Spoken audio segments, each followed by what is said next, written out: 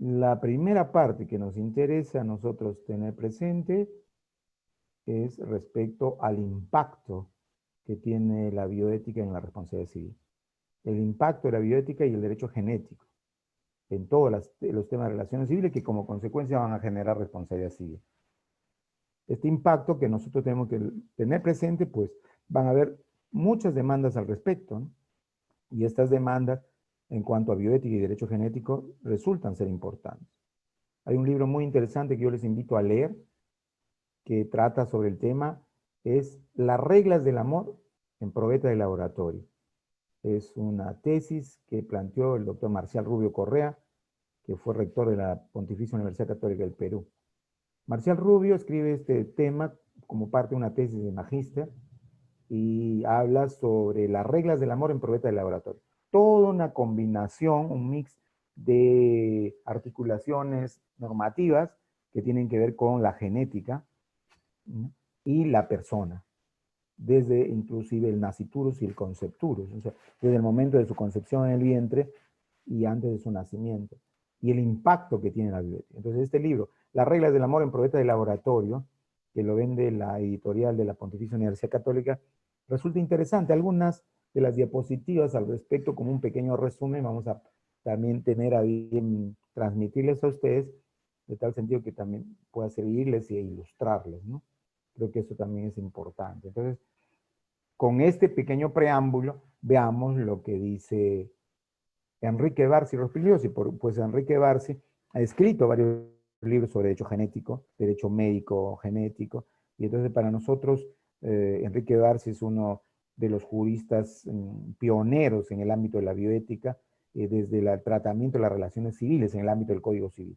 Y desde ya este impacto de la bioética y el derecho genético tiene repercusión con la responsabilidad civil, en especial dentro del ámbito de la causalidad. Y por ello, por ejemplo, habíamos visto a Giordano Fraga, ¿no? Como Izquierdo Tolsada, por ejemplo, que Attilio Aníbal Alterini, quienes tienen criterios interesantes sobre la responsabilidad desde el ámbito de la causalidad en el impacto de la bioética y el derecho genético, cuando hablan sobre la causalidad virtual o causalidad probabilística, ¿no? Un criterio interesante, pues el derecho genético implica el ADN, y el ADN, como muy bien lo va a explicar Enrique Barsi, pues no siempre podría dar una relación de responsabilidad bajo causalidad adecuada, pues será difícil probar que ha existido de una de las partes algún inconveniente o alguna tera, ¿no? O tara generada desde alguna de los justiciables, ¿no? Entonces, por eso que ahí es importante ya utilizar la causalidad probabilística, porque probablemente sea la consecuencia del daño, pero no de manera científica, pues científicamente va a ser muy difícil, y podríamos decir inclusive imposible, de poder lograr establecer. Entonces, si no se tiene esta probabilidad, muchos justiciables, quienes están sufriendo el daño a consecuencia de la manipulación genética, no van a poder resarcir bajo una responsabilidad civil. Entonces, estas son nuevas tendencias que se necesita de su tratamiento, ¿no? Veamos qué dice Enrique Barsi, ¿no? Al respecto del impacto de la bioética. Bueno, en primer lugar, agradecer la invitación para esta pequeña disertación sobre temas de impacto que ha merecido el Código Civil en estos últimos 30 años a la revista Ius Veritas y en su portal 360. El tema que nos convoca a conversar el día de hoy es acerca del impacto que ha tenido la bioética, la procreática y la genómica en el ámbito de las relaciones civiles. Básicamente cómo esto ha influenciado en el derecho civil con las normas contenidas en los diversos libros. Y cuando digo diversos libros, la bioética no solo es un tema que haya importado al derecho de las personas, que haya importado al derecho de familia o que haya importado al derecho de sucesiones, sino que tiene un impacto lineal en todo el derecho civil. Pero para poder entrar al tema, lo que nosotros debemos tener siempre presente es el contenido del Código Civil y la función que cumple el derecho civil. Una de las funciones básicas del derecho civil es permitir la vida en sociedad y es regular la vida doméstica, cotidiana y práctica y diaria de todas las personas. De manera tal que la función del derecho civil y del Código Civil es justamente permitir esa vida de relación de la persona. Pero así como el hombre tiene una vida de sociedad, el hombre también tiene una vida biológica, y esta vida biológica se ha visto tratada y se ha visto en alguna manera relacionada con una nueva ciencia que es la bioética. Y cuando hablamos de bioética nosotros estamos hablando de aquella ciencia que se encarga de la correcta aplicación de las técnicas médicas, de las técnicas clínicas en el ser humano. Entonces, a la hora de la hora, tanto el derecho como la bioética son normas que son grandes áreas del conocimiento humano que están íntimamente vinculadas. Vinculadas porque ambas tienen una misma razón de ser, y esa misma razón de ser es la vida del ser humano. El derecho se encarga de la vida social del ser humano, mientras que la bioética se encarga de regular la vida biológica del ser humano. Entonces, estas dos ciencias o estas dos áreas del conocimiento humano han tratado de conformar un consolidado teórico, un consolidado filosófico sustentado en principios, en valores, que en alguna manera permitan al derecho crear nuevas normas y crear nuevos principios que resuelvan estos intrincados problemas que ha generado las técnicas de reproducción humana asistida por un lado, la genómica por otro lado, y cuando hablo de genómica estamos hablando básicamente de las técnicas de manipulación genética, y también en gran medida lo que ha implicado el impacto de estas dos en lo que se refiere a la determinación de la filiación. Entonces, podemos nosotros centrar esta disertación en estos tres grandes temas, ¿no es cierto? Las técnicas de reproducción humana asistida, analizadas desde el punto de vista de la bioética y del derecho civil, la genómica y la determinación de la filiación. Las técnicas de reproducción humana asistida hoy en día, más que una cuestión excepcional, más que una cuestión esporádica, hoy las técnicas de reproducción humana asistida se presentan como una situación bastante recurrente. Por la sencilla razón de que cada vez hay un mayor índice de infertilidad en las parejas. Y además hay que ser conscientes también que esas técnicas de reproducción humana asistida se vienen aplicando para solucionar algunos temas de transmisibilidad hereditaria, de transmisibilidad de enfermedades vía hereditaria.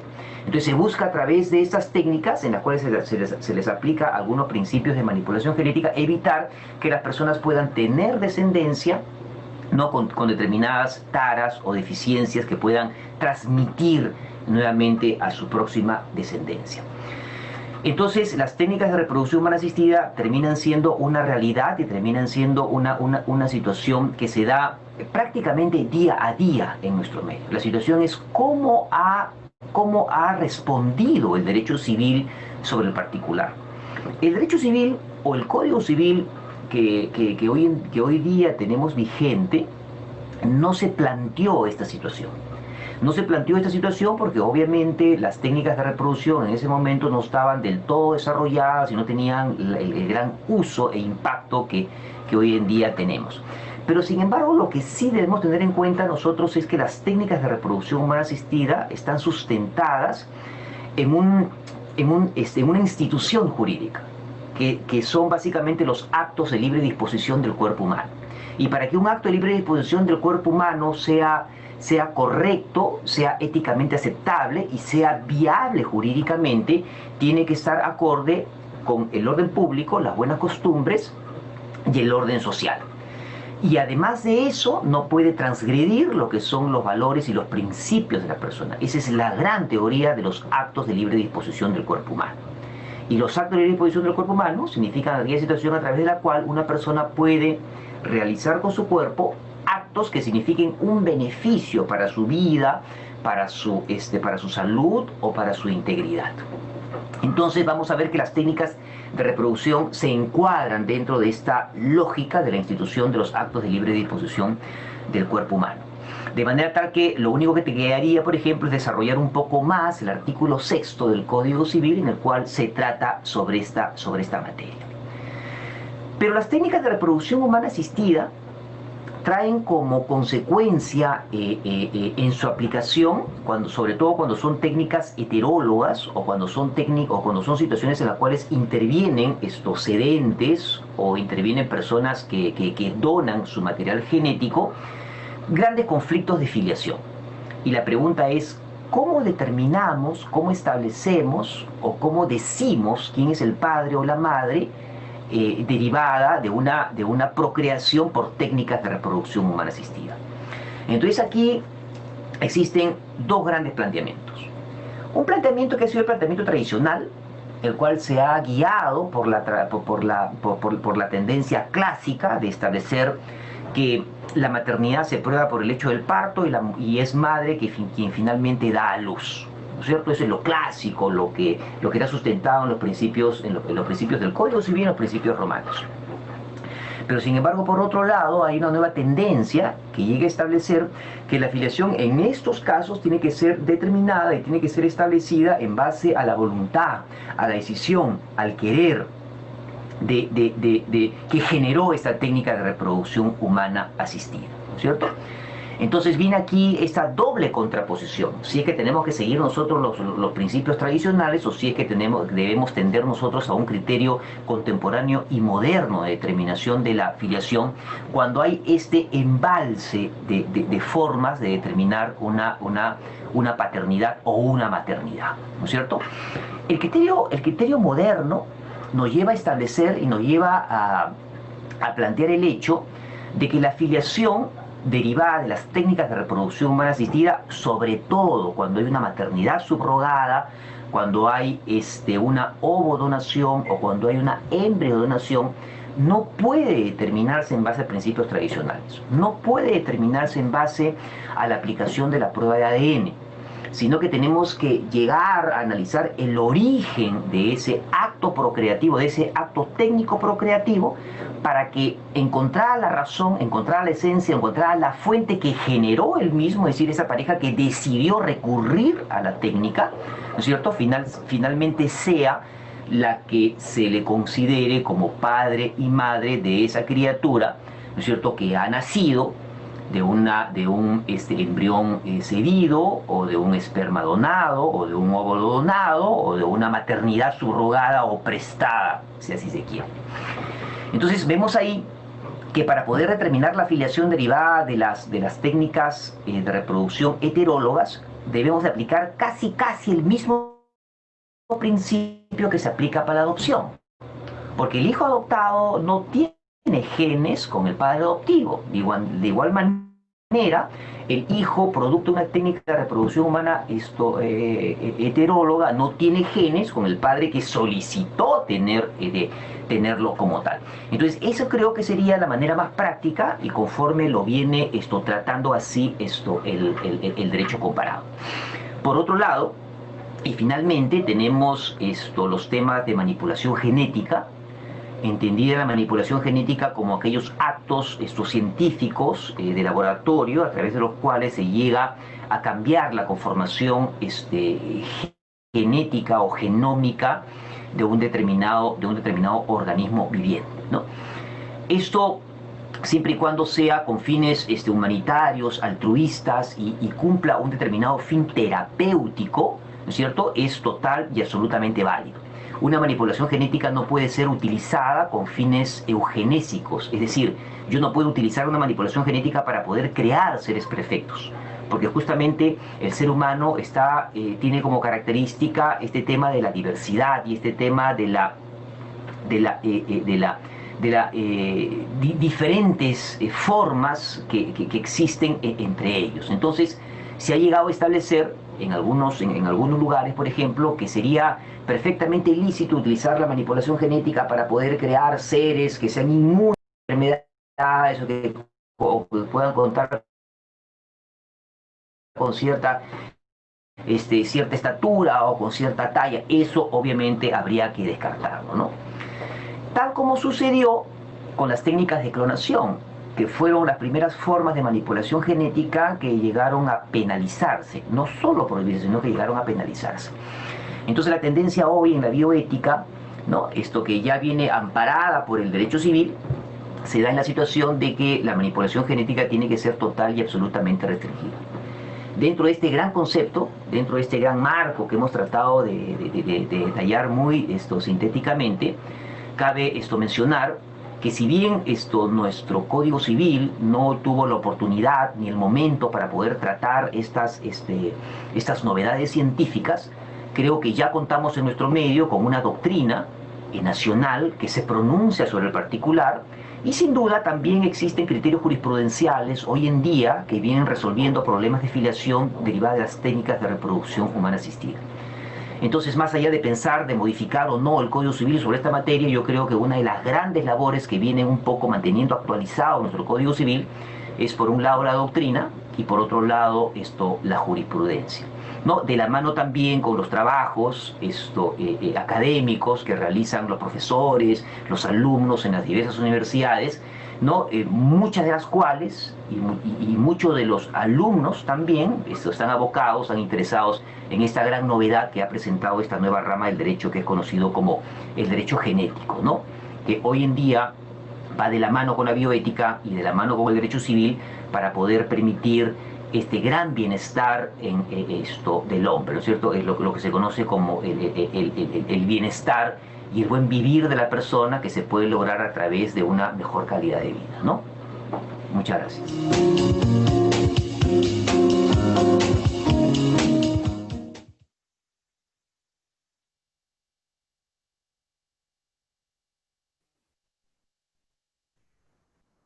Bien, entonces como podemos percibir, jóvenes, resulta interesante lo descrito por el doctor Enrique Barsi, ¿no? Respecto a la bioética, a todo lo que viene a ser el genoma humano, a las manipulaciones eugenésicas que están prohibidas por la ley y a lo que establece el artículo 6 del Código Civil, ¿no? Sobre acto de disposición del propio cuerpo. Ello tiene que ver bastante con la responsabilidad civil. ¿Qué dice el artículo 6 del Código? Dice, los actos de disposición del propio cuerpo están prohibidos cuando ocasionen una disminución permanente de la integridad física o cuando de alguna manera sean contrarias al orden público o a las buenas costumbres. Empero son válidas si su exigencia corresponde a un estado de necesidad, de orden médico o quirúrgico, o si están inspirados por motivos humanitarios. Los actos de disposición o de utilización de órganos y tejidos de seres humanos son regulados por la materia. Ello tiene que ver igualmente con otro artículo 7 que habla sobre la donación de órganos y tejidos, y del mismo modo sobre la Ley General de Salud, ¿no? Que tiene que ver con estos aspectos. Pero sin embargo, a partir de este artículo 6 del Código Civil, nosotros nos abre toda una premisa de análisis de la causalidad, pues la causalidad en este aspecto, siendo adecuada, muchas veces no puede cubrir muchas vicisitudes en cuanto a reclamaciones cuando se genere daños a niños que hayan sido concebidos por fertilización in vitro, por ejemplo, en las cuales ya a una cierta edad sufran problemas cancerígenos u otros, los cuales pasado 15 años, 12 años, o más simplemente de 5 o 7 años, ya la causalidad extracontractual adecuada va a perder sus fines y objetivos. Del mismo modo la responsabilidad contractual, porque hay una previsibilidad del daño simplemente inspirado en todo el protocolo de la fertilización in vitro, pero no más. Entonces, esto viene a ser un serio inconveniente y problema que necesita investigar aún más. Como hemos visto, Enrique Barsi, todo este detalle resulta interesante. Veámoslo seguidamente también, qué dice Enrique Barsi, y cuando nosotros observamos aquí respecto a una entrevista que se le hace, ¿no? Hay algunas teorías interesantes que tratan con referencia al tema, ¿no? Y estas teorías van relacionadas igualmente a, por ejemplo, interesantes respecto a algunos axiomas latinos, ¿no? Que creo que resultaría interesante también observar. Veamos otra entrevista que tiene Enrique Barsi, donde nos habla, por ejemplo, del principio pater is. ¿Conocen ustedes el principio pater is? Luego, Buenas noches, del doctor Enrique principio Valls. Me mater semper saluda mi certa es. compañero. ¿Qué es el principio mater semper certa es? ¿Escucharon eso? ¿Lo estudiaron? Se supone que sí. en el libro primero de personas, ¿no? Entonces, quisiera que ustedes tengan conocimiento del tema, porque es un tema interesante, el principio pater is y el principio de mater semper certa es.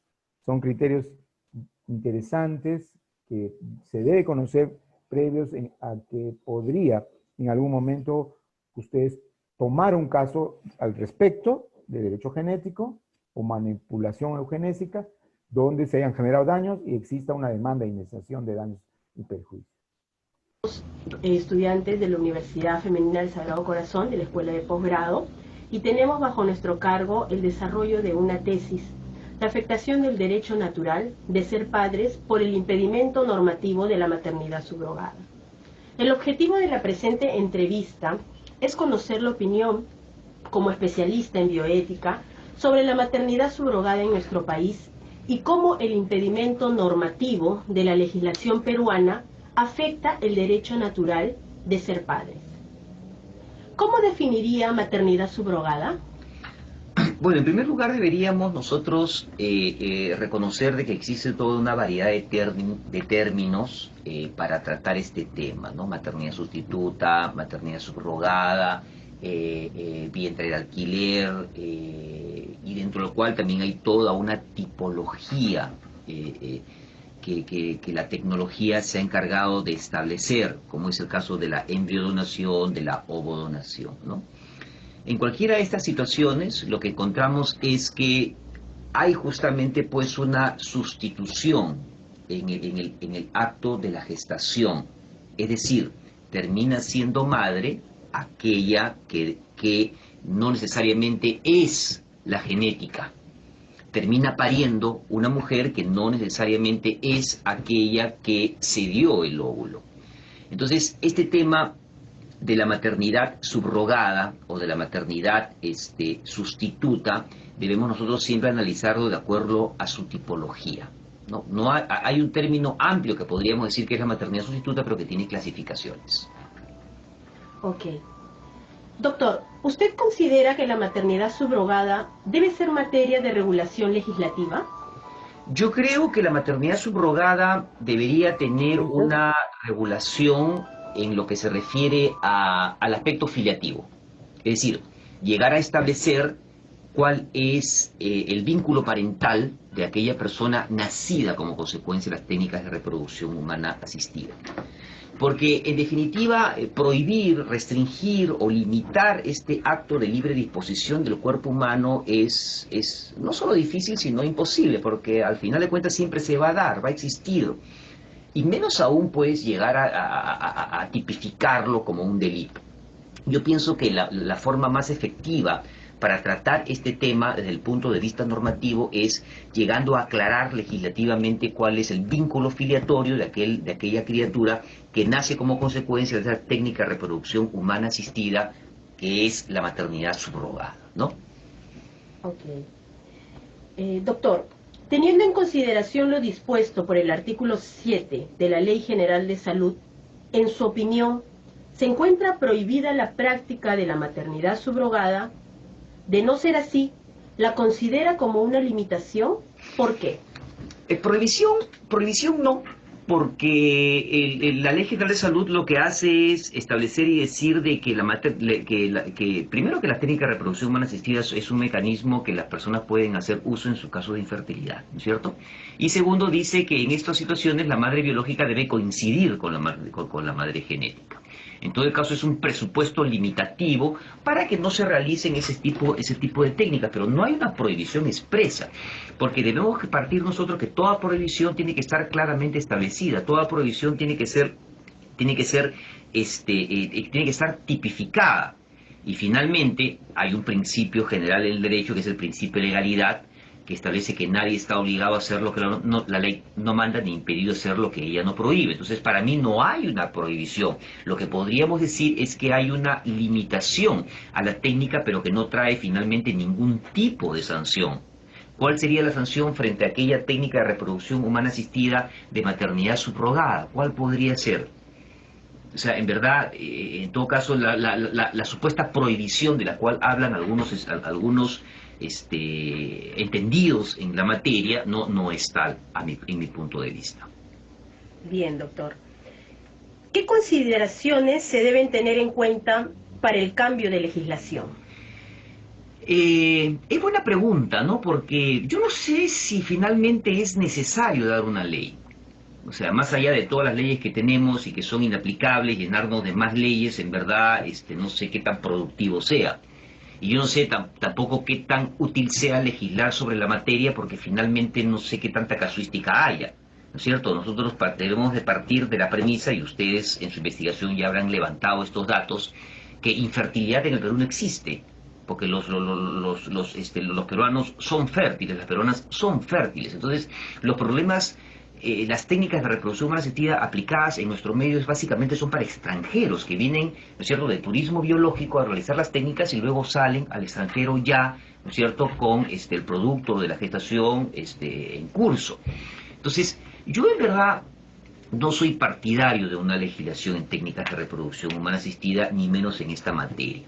Finalmente, lo que sí podríamos proponer, insisto, es el establecer dentro del Código Civil un subcapítulo en la parte del libro, en la parte de la sección paterno-filial, ¿no?, de la afiliación, de la afiliación como consecuencia de la procreación médicamente asistida. Perfecto. Doctor, ¿considera usted que de prohibirse la maternidad subrogada se estaría vulnerando el derecho natural a ser padres y con ello se estaría afectando a la institución familiar? Esta pregunta me hace recordar o me lleva a mí a colación el tema de que siempre se utiliza sobre esta materia, que es que las técnicas de reproducción humana asistida, por un lado, facilitan digamos, el proyecto de vida de una pareja infértil, pero por otro lado viene pues transformando a la familia y llevándola a una crisis, ¿no es cierto?, porque se dejan de lado figuras tan típicas y tan naturales como es la adopción para darle paso a estas técnicas de tener hijos de una manera asistida, ¿no? Yo pienso que más allá de tender a reconocer el derecho de toda persona a ser padre, que es un derecho natural, no es un derecho individual tampoco que se encuentre debidamente reconocido, es un derecho natural de la persona, ¿no es cierto? Es más, no tiene que estar ni siquiera testificado, tiene que estar normado, es una cuestión propia de la persona.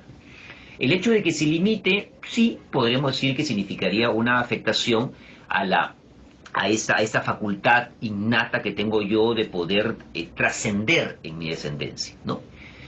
Y por otro lado, el hecho de que estas técnicas de reproducción y específicamente de la maternidad subrogada sean limitadas a través de una ley, insisto, ¿no? El tema es cuál sería la consecuencia, cuál sería la finalidad de esta prohibición. Yo no le encontraría sentido. Bien. ¿Cuáles cree usted, doctor, que son las principales causas o razones que conllevan a la utilización del procedimiento de maternidad subrogada? Bueno, aquí habría que preguntarnos, obviamente, yo tengo que dar una respuesta en nuestro medio, ¿no es cierto? Porque extrapolándonos desde el país, las consecuencias de las situaciones son diversas. En nuestro medio yo creo que principalmente por una cuestión de fertilidad, ¿no es cierto? Porque la mujer tiene un problema en el útero, básicamente porque no puede gestar. Yo creo que el tema de las consecuencias económicas, ¿no? Son muy mínimas, ¿no? Son mínimas. A pesar, o no podemos negar, de que existen obviamente algunos casos en los cuales hay mujeres que prestan justamente esta parte de su actividad biológica para poder obtener algún tipo de recursos, ¿no? Incluso hasta hace algún tiempo, años atrás, hemos visto publicidades o avisos en los diarios en los cuales mujeres no prestaban sus vientres a cambio de determinar suma de dinero. Perfecto. ¿Qué opinión le merece la regla madre siempre cierta es, o mater semper certa es? Mater semper certa es, etiam si vulgo concepteris. La madre siempre cierta, a pesar de que el vulgo, que la sociedad diga que no es Y el día que tú veas a una mujer encinta y días más tarde la veas con un niño en sus brazos, no tienes la menor duda que ese niño lo tenía antes en su vientre. Bueno, esa regla que era una regla pétrea, una regla sólida, una regla concisa en el derecho comparado, es ahora lo menos incierto que hay. Porque lo único cierto que hay es la paternidad, a través de la prueba de ADN. Y hoy día puedo tener yo una madre genética, puedo tener una madre biológica, puedo tener una madre social, ¿no? Entonces, esta regla ha quedado, pues, justamente desfasada, ¿no? Por toda esta evolución de las técnicas médicamente asistidas. ¿Usted considera que el optar por la maternidad subrogada se persigue un fin egoísta o lucrativo? ¿Por qué? Pueden haber casos que sí, ¿no? Pueden haber casos en las que una mujer, por ganarse un dinero, preste su actividad biológica para permitir que otra mujer sea madre, a cambio de una contraprestación económica. Pero pueden haber casos que son lo que nosotros debemos partir siempre de la premisa, que son que hay mujeres que justamente entregan parte de su actividad para que otra persona pueda ser madre sin que necesariamente exista una contraprestación económica. En todo caso, de existir un pago, no sería por contraprestación, sino por contraprestación económica, sino que sería un pago por los gastos o incomodidades que se están generando, ¿no? Entonces yo creo que hay una variedad de situaciones en las cuales se presenta. Hay casos en los cuales sí hay una finalidad netamente lucrativa, pero hay casos en los cuales, por ejemplo, una hermana, una prima, una tía o la propia abuela o madre de la infértil llevan a cabo estos actos en los cuales obviamente el aspecto lucrativo o patrimonial no está presente, sino que está presente el aspecto solidario, altruista, ¿no? Desprendido de la persona para permitir que otra tenga su descendencia. ¿No cree usted que de cierto modo debería regularse esa situación para evitar efectivamente que esto se vuelva algo lucrativo? Podría ser, pero finalmente la norma en estos casos va a escapar de la realidad, ¿no? Yo pienso de que es la propia sociedad, la propia jurisprudencia y los propios principios generales del derecho los que tienen que ir, los que tenemos que utilizar nosotros para ir encauzando y regulando esta materia, ¿no? Porque ¿de qué vale, por ejemplo, decir se prohíbe la maternidad subrogada cuando en eso esté por medio un aspecto lucrativo, un aspecto, ¿cómo se llama?, patrimonial, como lo dice, por ejemplo, la legislación mexicana al respecto, ¿no? Y establece esta legislación mexicana que la técnica de reproducción de maternidad subrogada tiene que ser siempre de carácter solidario. Pero ¿qué pasa si no lo es? ¿Cuál sería la consecuencia? ¿No? Entonces ahí tenemos el problema de que la normatividad en esta materia, como no tiene un medio de presión frente a los casos de incumplimiento, ¿no es cierto?, no tiene pues una respuesta real. Existe una sentencia judicial que se pronuncia respecto de un caso de maternidad subrogada, donde la madre sustituta es la abuela materna, quien registró a la nacida como su hija. Sí. Sin embargo, la sentencia incoada ordena rectificar la partida de nacimiento de la menor con el fin de consignársele como madre a la genética, y a su vez dispone la implantación de los embriones congelados a través de una nueva maternidad subrogada. ¿Qué opinión le merece dicha sentencia? Bueno, esta sentencia finalmente fue subió en consulta a la Corte Suprema, ¿no? Por el principio de la aplicación del control difuso. Es una sentencia bastante interesante, la de la primera instancia, porque la juez es súper innovadora, tan innovadora que incluso llega a establecer que la madre le dé un plazo para que se implanten los embriones. No, o sea, para mí es una locura esa posición que tomó la jueza, ¿no? Pero vale la pena la creatividad de ella para resolver este caso. Sin embargo, la resolución de la Corte Suprema es bastante raquítica, es bastante, ¿cómo se llama esto?, insuficiente, pero la verdad de los casos, en este asunto que usted trae a colación, en este caso, en estos autos judiciales, en verdad no hubo controversia. Así es. No hubo controversia, porque prácticamente funcionó pues un allanamiento. Entonces, frente a un allanamiento, frente a una cuestión conciliada de las partes, la jueza no tenía otra situación que resolver de la manera como resolvió. Es decir, consignar realmente que la madre era aquella que la estaba solicitando, ¿no? Hay que tener en cuenta, muy en cuenta, que algo que usted me ha preguntado, que es lo principal, ¿no es cierto? ¿Cómo debe determinarse la afiliación en las técnicas de reproducción humana asistida? ¿No es cierto? En base al criterio de la voluntad, en base al criterio de la intención, en base al criterio del querer, de la causa que motivó la técnica de reproducción humana asistida. En esta situación, ¿no es cierto?, esa niña nace como consecuencia de que hubo una pareja que no podía tener descendencia y esta pareja le pide a la abuela, ¿no es cierto?, que geste para que después le entregue el niño. Entonces, la causa de esa técnica de reproducción humana asistida fue que finalmente ese hijo sea de la pareja infértil. Así es. Así tiene que determinarse la afiliación. Porque claro, por más prueba de ADN que exista ahí, imaginémonos que el óvulo no era de la demandante, sino que era de una tercera, y le hacen la prueba genética a ese embrión, al niño, ¿no es cierto? Resulta que no es ni la que lo parió, ni la que lo solicitó, sino que es de una tercera. Pero esa tercera se dio su óvulo para que se fecunde con el espermatozoide del marido de la infértil, ¿no es cierto? Pero la causa es esa, que el niño sea de la pareja esta que solicitó en un inicio, ¿no? Entonces, este caso, por ejemplo, es bastante curioso porque en verdad no hay litis, pues no hay controversia. Podríamos decir que es un proceso que se tramitó básicamente como un proceso no contencioso, porque ni siquiera el fiscal intervino. No estamos de acá diciendo que necesariamente tenía que hacerlo, pero era un caso en el cual se necesitaba, pues digamos, una mayor rigurosidad, ¿no? Se puede decir que dentro de nuestra legislación solo existe un concepto originario de filiación y de maternidad, y que lo demás es una construcción o semejanza o imitación. No le entiendo la pregunta. Bueno.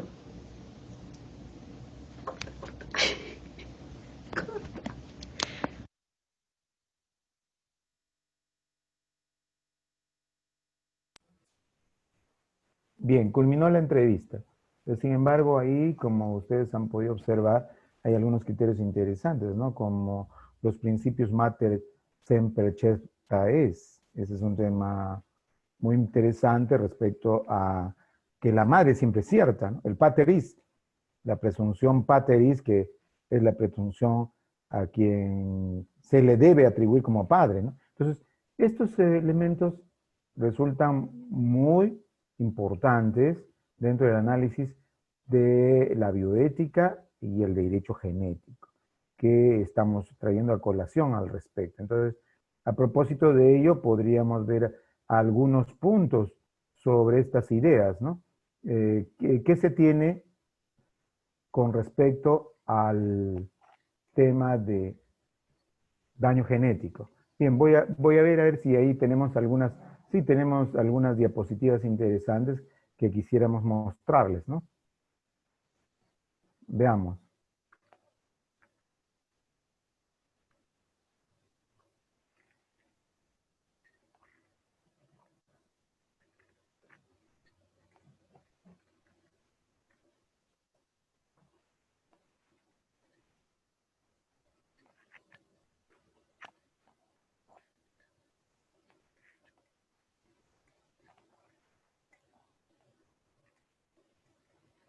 Aquí tenemos, por ejemplo, una diapositiva, ya resumen, respecto a la regla de amor en probetas de laboratorio.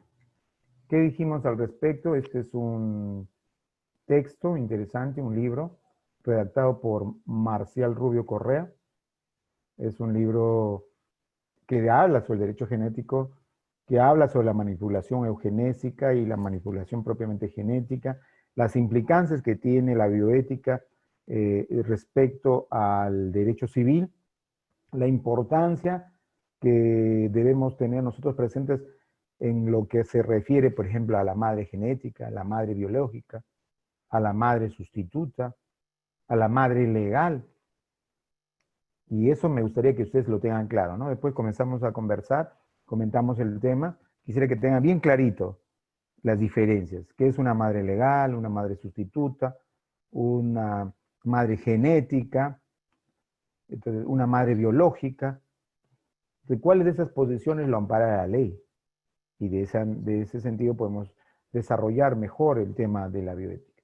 Acá dentro de las reglas del amor en probeta de laboratorio, redactado por Marcial Rubio Correa, que les invito a leer, esto es un texto bajo la editorial de la Pontificia Universidad Católica, del doctor Marcial Rubio Correa, quien fue anteriormente rector de la universidad, es un experto en el tema de derecho civil, doctor en Derecho de la Universidad Católica, y cuando él trabajó su tema de magíster, presentó esta investigación interesante, ¿no? Un primer tema a discutir, dice, consiste, por ejemplo, que ese niño vaya a nacer sin padre y este no es deseable éticamente, ni psicológica, ni legalmente. Entonces, si esto sucede, ¿qué implicancias se tiene? ¿Cómo se resuelve? Para ello, como ustedes muy bien ya han visto, y creo que más adelante llevarán en Derecho Civil, Familia y Código del Niño y Adolescente, van a ver que el artículo del título preliminar, el artículo 10, habla sobre el proceso como problema humano, y también igualmente en su artículo 8 habla sobre la preponderancia de vivir en familia, que es un tema importante que refleja el Código del Niño y Adolescente, ¿no? Y entonces hay que tratar todos estos temas, como muy bien lo decía, bajo el principio de voluntad, ¿no? Había algunas referencias que le hacía la entrevistadora hace un momento, ¿no? ¿Cómo debe determinarse la filiación y las fertilizaciones in vitro? ¿Qué consideran ustedes? ¿Cómo debe determinarse la filiación? La filiación debe determinarse en base a la buena fe, a la voluntad de las partes y considerando el artículo 10 del título preliminar del Código del Niño y Adolescente, que dice que todo problema de un niño, toda situación de un niño, se trata como problema humano. O sea, no tenemos que judicializarlo como si fuera una litis, sino resolverlo como un problema humano, que creo que también esto resulta interesante, ¿no? Observar. Entonces, como podrán ustedes notar, son criterios muy peculiares que nos muestra en este libro. Hay varios criterios como por ejemplo la declaración de querer tener ese hijo por reproducción asistida con su cónyuge, aun cuando no se hubieran puesto de acuerdo en la situación de que la concepción fuera post-mortem. Consideramos que habría que reconocer la paternidad legítima, o sea, la disposición del cuerpo después de la muerte que está establecida en el artículo 8 y el sentido que conlleva el Código Civil en el artículo 20 en casos de concepción post-mortem por fertilización in vitro en un banco de semen. Ese también es otro tratamiento. Del mismo modo, se trata de una pareja de casados, la madre gestante, ¿no? En sí viene a ser un tercero, porque la propia interesada, o sea, la madre legal, no tiene esas posibilidades, no puede concebir, entonces contrata a una tercera, que es la madre genética, y en este caso la madre biológica, para que luego le entregue el niño, que será hijo matrimonial de sus dos cónyuges. Sin embargo, al final resulta que la madre gestante exige y logra mediante argumentos que no cabe discutir, retener la maternidad legal con lo que incumple el contrato previo. Entonces, ¿cómo se trata una situación de estas? O sea, una discusión entre madre legal, madre genética y madre biológica. Nuestro Código Civil habla de una madre biológica, pero la madre legal no necesariamente viene a ser la madre genética, ¿no? Podría ser la madre biológica. Y entonces ahí viene una determinación respecto a este inconveniente. Entonces, todo esto tiene que resolverse bajo el sentido del proceso como problema humano, que también es un criterio interesante al respecto. Igual, dice, y la mujer casada que cuenta con autorización de su marido para la inseminación artificial o para la implantación de embrión con semen donado, ocurrirá el nacimiento del niño dentro del periodo cubierto por la presunción pateriz, pero aquella mujer casada que cuenta con autorización de su marido para la inseminación artificial. Entonces, conlleva ahí el artículo 74 de deberes y derechos de los padres, y artículo 93 obliga a prestar alimentos. Y este sistema de la presunción pateriz nos recuerda un tema interesante y peculiar, ¿no? Referido, por ejemplo, cuando aquella mujer casada que tuviera un hijo, pero no de su marido, sino de otro, pues sucedió así. ¿A quién se le presume como padre? Ustedes me pueden decir. Ustedes lo saben, ¿verdad? Al marido. ¿Por qué? Por la presunción pateriz. Pero muchas veces no es el marido. Entonces, La madre, aquella dice, no, él no es esta persona, pero legalmente ya la ley lo ha habilitado. O sea, sustituyendo la presunción pateris que estaba inicialmente en el Código Civil, ya se ha habilitado el hecho de que la madre puede presentar su declaración y establecer que sí, es otro, aquel padre del niño, ¿no? Anteriormente no era así. Anteriormente la presunción pateris te obligaba a inscribir el nombre del marido, porque se presumía que era de él. Y ya tendría que aquel padre hacer un juicio para poder establecer la determinación de la genéticamente de el tema de filiación, ¿no? Que eso era un tema complicado.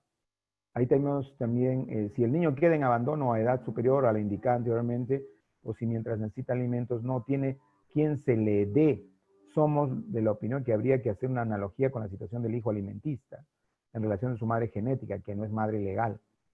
Y también esto tiene que ver un tema con el artículo 8, vivir en familia, el artículo 93, obligados a prestar alimentos. Esto se trata cuando son hijos alimentistas. ¿Tiene obligación el padre frente a un hijo alimentista que necesariamente nunca fue reconocido? Entonces, sí, porque va a colación con lo que establece el artículo 8 del Código del Niño y Adolescente y su artículo 93 que establece la obligación de la prestación alimentaria, ¿no? Y así sucesivamente. Hay muchos artículos interesantes que nos dan a nosotros luces importantes de dilucidación. Acá tenemos, por ejemplo, puede arguirse que emocionalmente será de mucho beneficio para la madre tener un hijo de su marido fallecido, en casos post-mortem también, ¿no? Que también es otro tratamiento. La madre biológica, que es la que gesta, es casada y, como hemos visto, logra la maternidad legal. Entonces, claro, la madre biológica logra la maternidad legal, porque es legalmente madre, la biológica. Y la madre genética es otra. ¿Se da cuenta? Entonces, ¿quién tiene prerrogativa, la madre genética o la madre biológica? La madre biológica, pues la madre legal, aunque no es la madre genética. Entonces, este es un tema que igualmente se resuelve a través del tema como problema humano y a través de la voluntad y la buena fe, ¿no? Que son criterios interesantes que conllevan a este análisis. Entonces, como podemos observar, acá hay una serie de articulados que trata sobre este libro, Las reglas del amor en probetas de laboratorio, y habla sobre la paternidad y el reconocimiento de los derechos de los sucesores, del padre genético, habla sobre si el niño va a quedar en abandono, sobre el tema relacionado a la paternidad, la inseminación artificial homóloga dentro del matrimonio, que también es interesante, ¿no? Que a través de ella se realiza uno de los temas de valores importantes. La inseminación artificial homóloga dentro del matrimonio no se puede admitir, salvo en el caso en que el medio técnico no sustituya el acto conyugal, sino que sea una facilitación y una ayuda para que aquel alcance su finalidad natural. Entonces, todos estos criterios van amparados con una concordancia. Por eso que yo les invito a leer el texto, sería largo tratar sobre el asunto, pero como un corolario de todo, ¿qué nos importa sobre el tema en referencia a la responsabilidad civil? Nos interesa identificar con propiedad el elemento de la causalidad, porque es la causalidad adecuada bajo el análisis de la responsabilidad extracontractual que va a tratar estos temas en especial. No se olvide que los temas de bioética y análisis respecto al daño genético y a las manipulaciones eugenésicas tienen directa relación con la responsabilidad civil extracontractual. Y esta responsabilidad extracontractual va a tener como efecto la causalidad adecuada en este momento, que desde ya, frente a estas situaciones, al ADN y a la variable probabilística existente, necesita urgentemente un cambio. Es por eso que la nueva política de las enmiendas de la responsabilidad civil en el ámbito extracontractual sugiere que la causalidad sea amplia, no simplemente adecuada, para no limitar el accionar de la responsabilidad civil frente a un daño generado. Eso es interesante. Es decir, Ya no simplemente una causalidad adecuada, sino simplemente la nueva posición del Código Civil dice causalidad. ¿Cuál es la causalidad? Próxima, no.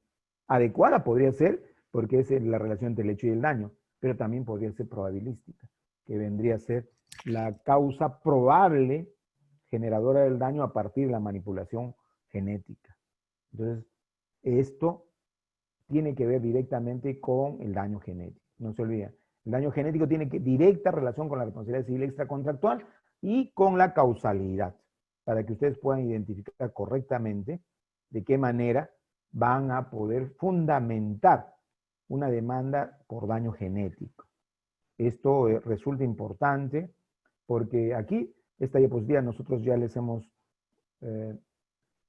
transmitido a través de la plataforma, está en la plataforma en la sesión 15, para que ustedes la puedan copiar, la puedan descargar, analizar y debatir, que resulta muy importante e interesante. ¿Qué más tenemos?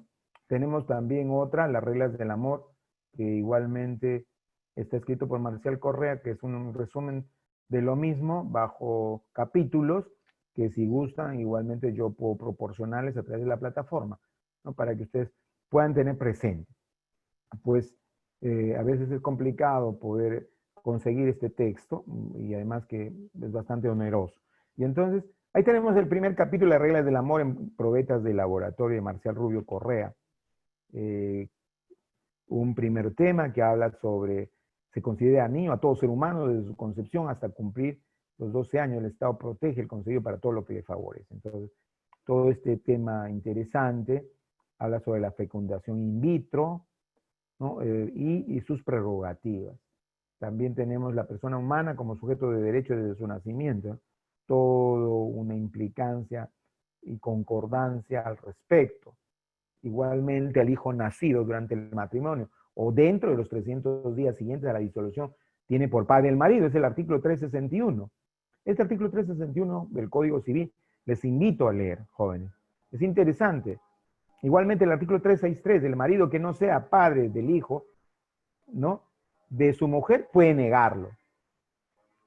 Entonces, este es un tema gravitante, ya hay disposiciones actuales que facilitan la inscripción en las partidas de nacimiento de los niños, como ya habíamos referido, y tratan sobre la presunción pateris respecto que el hijo nacido durante el matrimonio o dentro de los 300 días siguientes a su disolución, tiene por padre al marido, o sea, se presume que es el marido. Del mismo modo habla sobre otro artículo 396 del hijo de mujer casada, no reconocido. También habla el artículo 404 en el mismo sentido, sobre la mujer casada, ¿no? Igualmente el artículo 396, el artículo 288 sobre los cónyuges que se deben recíprocamente fidelidad y asistencia. Los cónyuges deben recíprocamente fidelidad y asistencia, como reiteramos, y lo que establece el artículo 8 del Código del Niño y Adolescente respecto a vivir en familia. Entonces, como podrán ustedes ver, este es un tema muy bonito e interesante que trata este texto, que dicho sea de paso nos ilustra con estas diapositivas que la tenemos aquí y le voy a colgar en la plataforma del Blackboard para que ustedes puedan tenerlo y debatir.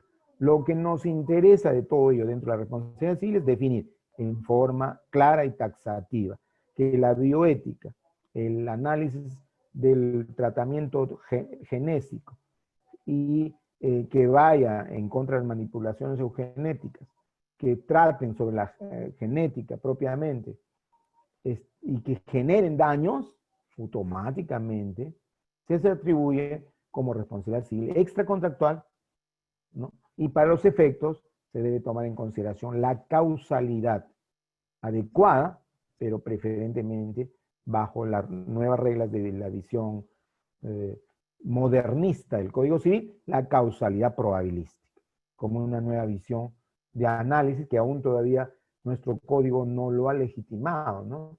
Entonces, al respecto vamos a tener todavía que esperar que esa comisión la pueda establecer. El segundo capítulo sigue tratando sobre los reconocimientos de la atención al niño, la muerte como fin de la persona, sus características, el niño y adolescente con derecho a la vida. O sea, de todo ello trata el capítulo 2 de este texto, ¿no? Y que hace una comparación con algunas concordancias con el Código del Niño y Adolescente, ¿no? Entonces, como ustedes podrán ver, también establece las diferencias entre madre biológica, madre genética, madre legal, ¿no? Madre sustituta, que son criterios importantes.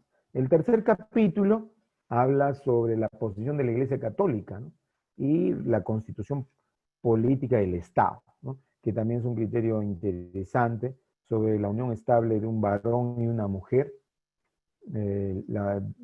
libres de impedimento matrimonial, la posición de la Iglesia Católica al respecto, la indemnización artificial homóloga dentro del matrimonio, el derecho genético, los mecanismos establecidos dentro del proceso reproductor humano, lo referente al artículo 7, que toda persona tiene derecho a recurrir al tratamiento de su infertilidad, ¿no? Que son criterios también interesantes, ¿no? Está prohibida la fecundación de óvulos humanos con fines distintos a la procreación o contrarios a la dignidad del ser humano, eso es cierto. Esto viene a ser manipulaciones eugenésicas, que eso sí está prohibido. Entonces, esto abre el panorama y los criterios de todo abogado, en especial los señores fiscales, ¿no? A propósito de ello, vamos a tener seguidamente a un compañero de ustedes, al joven Giancarlo Sánchez Segarra, quien nos va a referir a través de su proyecto de investigación similar al tema sobre maternidad subrogada, precisamente comparando con estudios de casos, ¿no? Para evitar, ¿no?, de que los señores fiscales estén denunciando, digamos, por diversos delitos, ¿no?, o trata de personas, incluso de niños, cuando no se ha identificado correctamente, digamos, las técnicas de procreación artificial y los mecanismos que estos han sido establecidos para ello. Fíjense por ello que es tan importante conocer sobre el derecho genético y la bioética, ¿no? Entonces, quisiéramos dar pase a Giancarlo. ¿Estás ahí? Giancarlo Segarra, Sánchez Segarra. Ahí, por favor, para poder dar pase a él. Un minuto.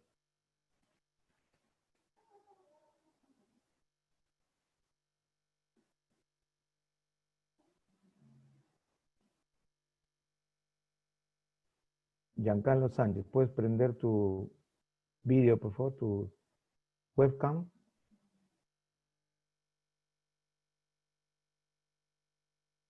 Muy bien. Te voy a habilitar para que puedas... No sé si ya tienes audio.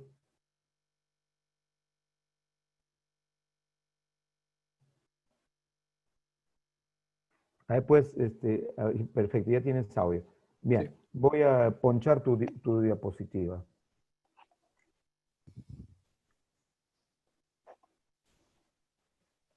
Jóvenes, un par de minutos, por favor, porque vamos a poner la diapositiva de su compañero Giancarlo Sánchez, quien nos va a exponer sobre el tema. En cuanto a la formulación de problemas, tenemos que las preguntas han sido formuladas en base a los problemas que hemos identificado previamente para la elaboración de este proyecto de investigación.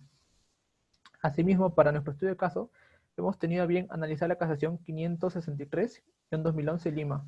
Esta es la primera casación sobre contrato de maternidad subrogada en nuestro país. Siguiente, por favor. Bien, en cuanto a la formulación del problema, como problema general hemos planteado la siguiente pregunta. ¿Qué tipo de regulación se debe implementar respecto del contrato de maternidad subrogada frente a la necesidad de una legislación a la luz de los recientes casos en el Perú? Asimismo, como problemas específicos tenemos los siguientes. ¿Cuáles son los problemas producidos por el vacío legal respecto del contrato de maternidad subrogada en el Perú? Luego de eso tenemos, ¿se vulneran los derechos fundamentales de la madre gestante en la celebración de un contrato de maternidad subrogada? Y por último, ¿el contrato de maternidad subrogada es válido en nuestro ordenamiento jurídico? Siguiente, por favor. Bien, como objetivos principales tenemos a bien brindar una respuesta a cada una de las interrogantes planteadas previamente. Para eso hemos determinado como objetivos responder precisamente al problema general y los problemas específicos mediante estos objetivos. Siguiente, por favor.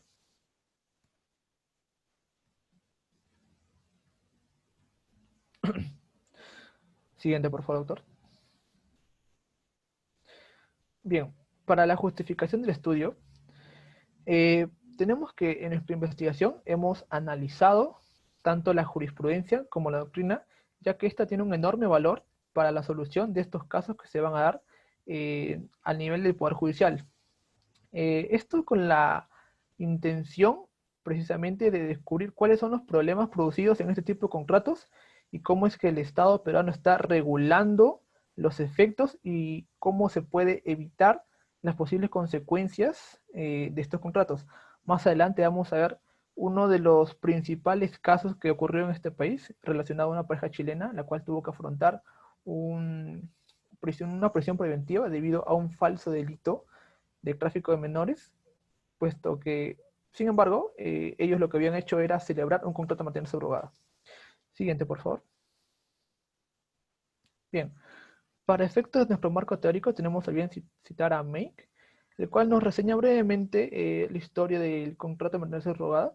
Nos dice que este nace en el año 1976 con el abogado Noel Kent, quien crea la primera compañía dedicada a ese tipo contractual en Estados Unidos, Michigan, la Subrogate Family Service Inc., la cual estaba destinada en un principio a ayudar a aquellas personas que tenían problemas de fertilidad y no podían concebir por sí mismas. Lo que hacía esta compañía era contactar a este tipo de personas o parejas con aquellas madres que estuvieran dispuestas a prestar su capacidad gestacional o su capacidad reproductora, dependiendo del caso, para poder ayudarlos a concebir un hijo, a cambio, claro está, de una contraprestación económica. Asimismo, tenemos que citar a Gamarra, el cual nos refiere sobre el primer caso emblemático a nivel internacional de este tipo de contratos, el cual es el caso Baby M. En este caso, tenemos que la madre portadora era la dueña del óvulo, es decir, ella era la que tenía la capacidad reproductora y asimismo la capacidad gestacional. Tenemos que en este caso en preciso, solamente el padre es el que había aportado el material genético, más no la madre. Es por eso que se tuvo que buscar una tercera persona que tuviera la capacidad reproductora, es decir, que aportara un óvulo y asimismo la capacidad gestacional, es decir, que llevara todo el proceso del embarazo. Pues bien, celebrado el contrato, se estaba llevando con normalidad y hasta el momento del alumbramiento todo iba bien. Pasaron unos días y la madre, pues, al momento de entregar al niño, se negó, puesto que aducía que ya no se podía desprender de él. Por lo tanto, este conflicto se llevó ante instancias del Tribunal Judicial de Estados Unidos. Siguiente, por favor.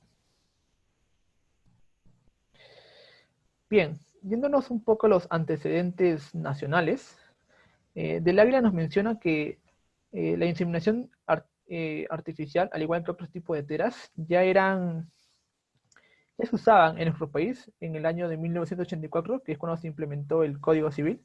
Sin embargo, los legisladores de este código no se imaginaron ni por error de que este tipo de teras fueran aplicadas a los humanos, puesto que hasta ese momento se venían aplicando solamente en los animales para dar una procreación a ellos mismos.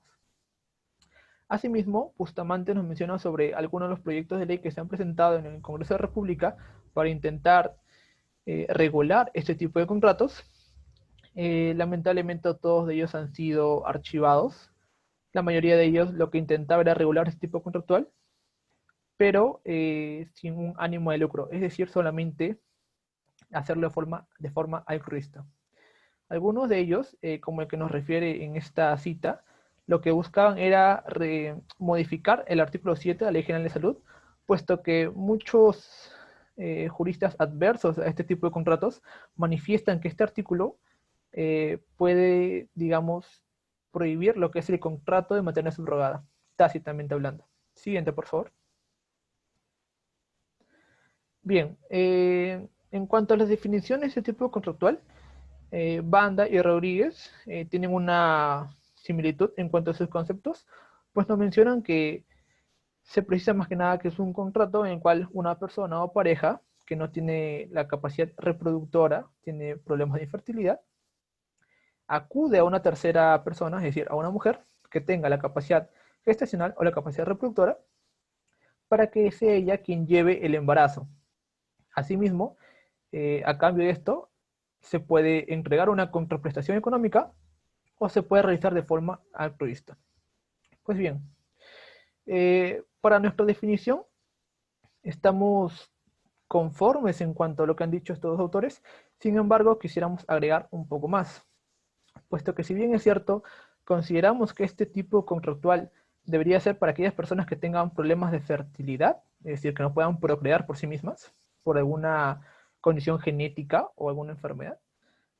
También debemos agregar a aquellas personas que, a pesar de tener capacidad reproductora o capacidad gestacional, no deberían procrear debido a que tienen una enfermedad que sea susceptible de ser transmitida a sus hijos. Por ejemplo, si un padre o una madre tiene el SIDA, estos podrían transmitirlo hacia sus hijos, es decir, se correría un riesgo.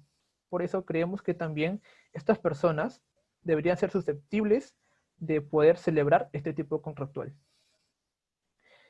Asimismo, también consideramos que este tipo contractual debería hacerse a título oneroso o gratuito, dejándolo al libre albedrío de las partes, elegir cuál de estas dos opciones tomar. Siguiente, por favor. Bien, para hacer un breve análisis normativo sobre algunas normas que señalan el contrato de maternidad subrogada, tenemos en primer lugar al artículo 140 del Código Civil. Pues bien, como ya sabemos, el Código Civil nos señala que para un acto jurídico, en este caso un contrato, necesitamos algunos requisitos. El primero de ellos, el agente capaz.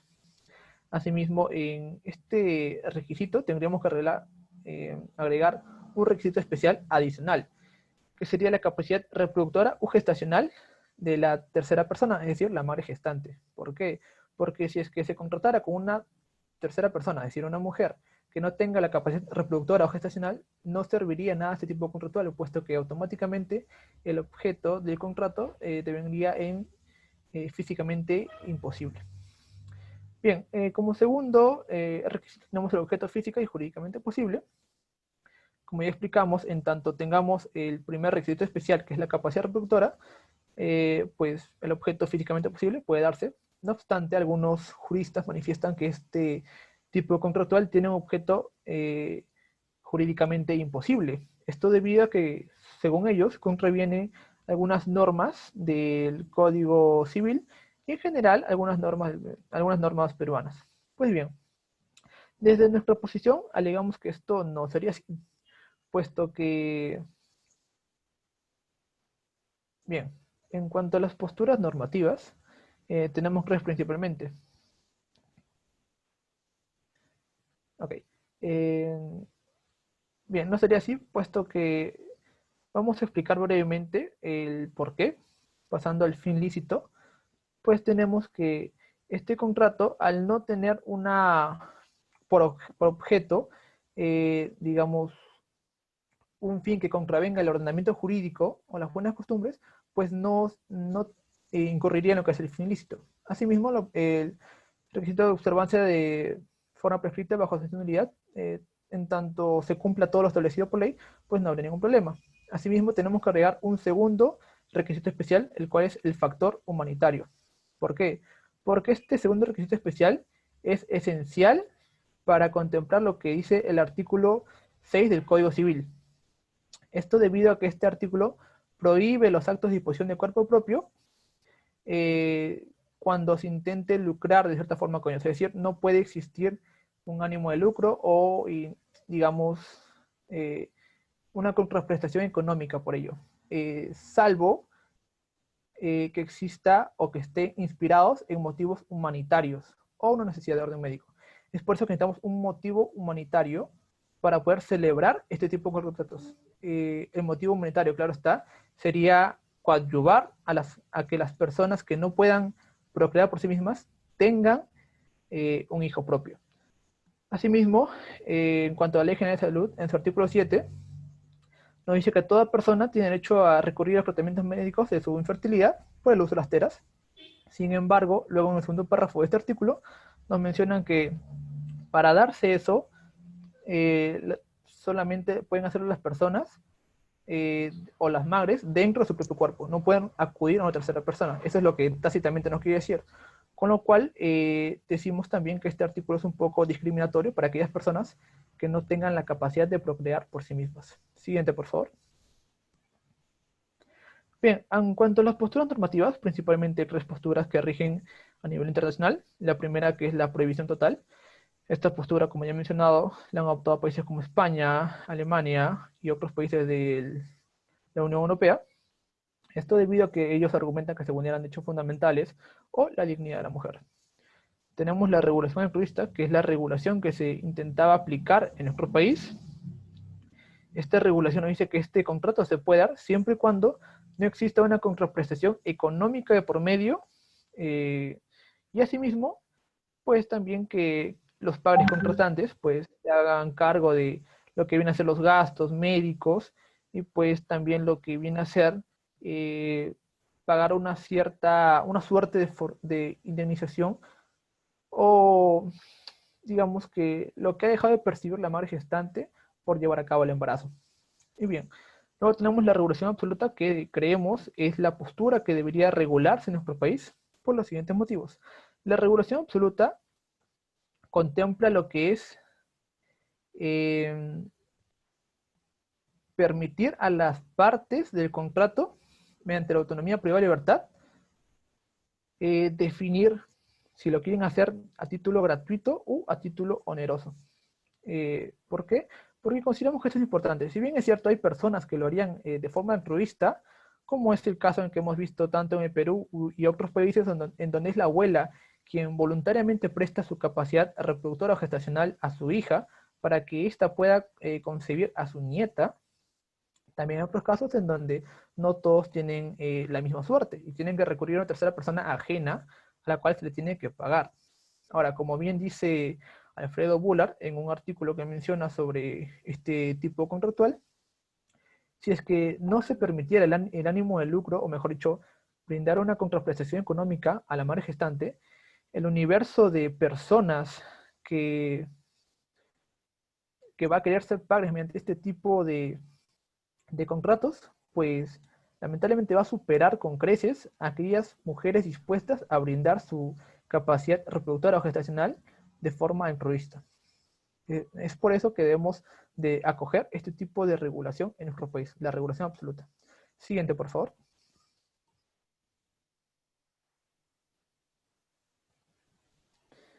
Bien, para las categorías, como primera categoría tenemos las posibles regulaciones para implementar respecto del contrato de maternidad subrogada a la luz de los recientes casos de Perú.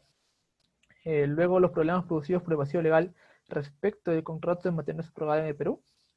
La posible existencia de la vulneración de los derechos fundamentales de la madre gestante en la celebración de los contratos de maternidad subrogada. Y la validez del contrato de maternidad subrogada en el ordenamiento jurídico peruano. Siguiente, por favor. Bien. Para la primera subcategoría, tenemos el vacío legal sobre el contrato de maternidad subrogada en el Perú. Como primera pregunta tenemos, ¿cuál es su opinión sobre la falta de regulación respecto del contrato de maternidad subrogada en nuestro país? Asimismo tenemos como segunda subcategoría, derecho comparado en el contrato de maternidad subrogada. Esto debido a que en nuestro país se ha utilizado el derecho comparado para resolver algunos conflictos que han surgido a nivel de la Corte Suprema. Asimismo, como otra pregunta adicional, tenemos de qué forma se regula el contrato de maternidad subrogada en el plano internacional. Para la subcategoría, tenemos también la jurisprudencia como fuente de derecho. Como pregunta tenemos qué implicancias generan la falta de regulación del contrato de maternidad subrogada en nuestro país. Asimismo, la aplicación del interés superior del niño en los casos de maternidad subrogada. Brevemente, para explicar algo sobre esto, a nivel de la Corte Suprema de nuestro país, específicamente en la casación que mencioné anteriormente, se utilizó este principio fundamental de derecho de familia para resolver sobre el contrato de maternidad subrogada, y los conflictos que han derivado de ellas, y no solo en nuestro país, sino también en el caso Baby M, que mencioné al inicio, en Estados Unidos, puesto que se considera cuál es lo mejor para el niño, independientemente de lo que quieran las partes involucradas en el conflicto. Como pregunta tenemos, ¿qué casos emblemáticos se tiene sobre contrato de maternidad subrogada en nuestro país? Siguiente, por favor. Bien. Asimismo, otra subcategoría que tenemos es la dignidad de la madre gestante en los casos en el contrato de maternidad subrogada. Esto debido a que algunas personas argumentan que se vulnera esta dignidad. Asimismo, como pregunta tenemos si se vulnera la dignidad de la madre gestante en este tipo de contratos. Otra subcategoría que tenemos son los requisitos de validez en el artículo 140 del Código Civil. Como pregunta, ¿el contrato de maternidad subrogada cumple con los requisitos de validez del Código Civil? Pregunta que ya respondimos anteriormente. Asimismo, la autonomía privada de libertad en los contratos de maternidad subrogada. Y si es que se debería permitir una libre autonomía en este tipo contractual, o el Estado debería fijar ciertos parámetros. Esto debido a que es un contrato muy polémico y evidentemente no hablamos de cualquier contrato, sino de uno que daría nacimiento a un nuevo ser sujeto de derecho. Siguiente, por favor. Bien, en cuanto a nuestro proyecto de investigación, tenemos que ese nivel descriptivo exploratorio es de tipo básica. Asimismo, es de enfoque cualitativo.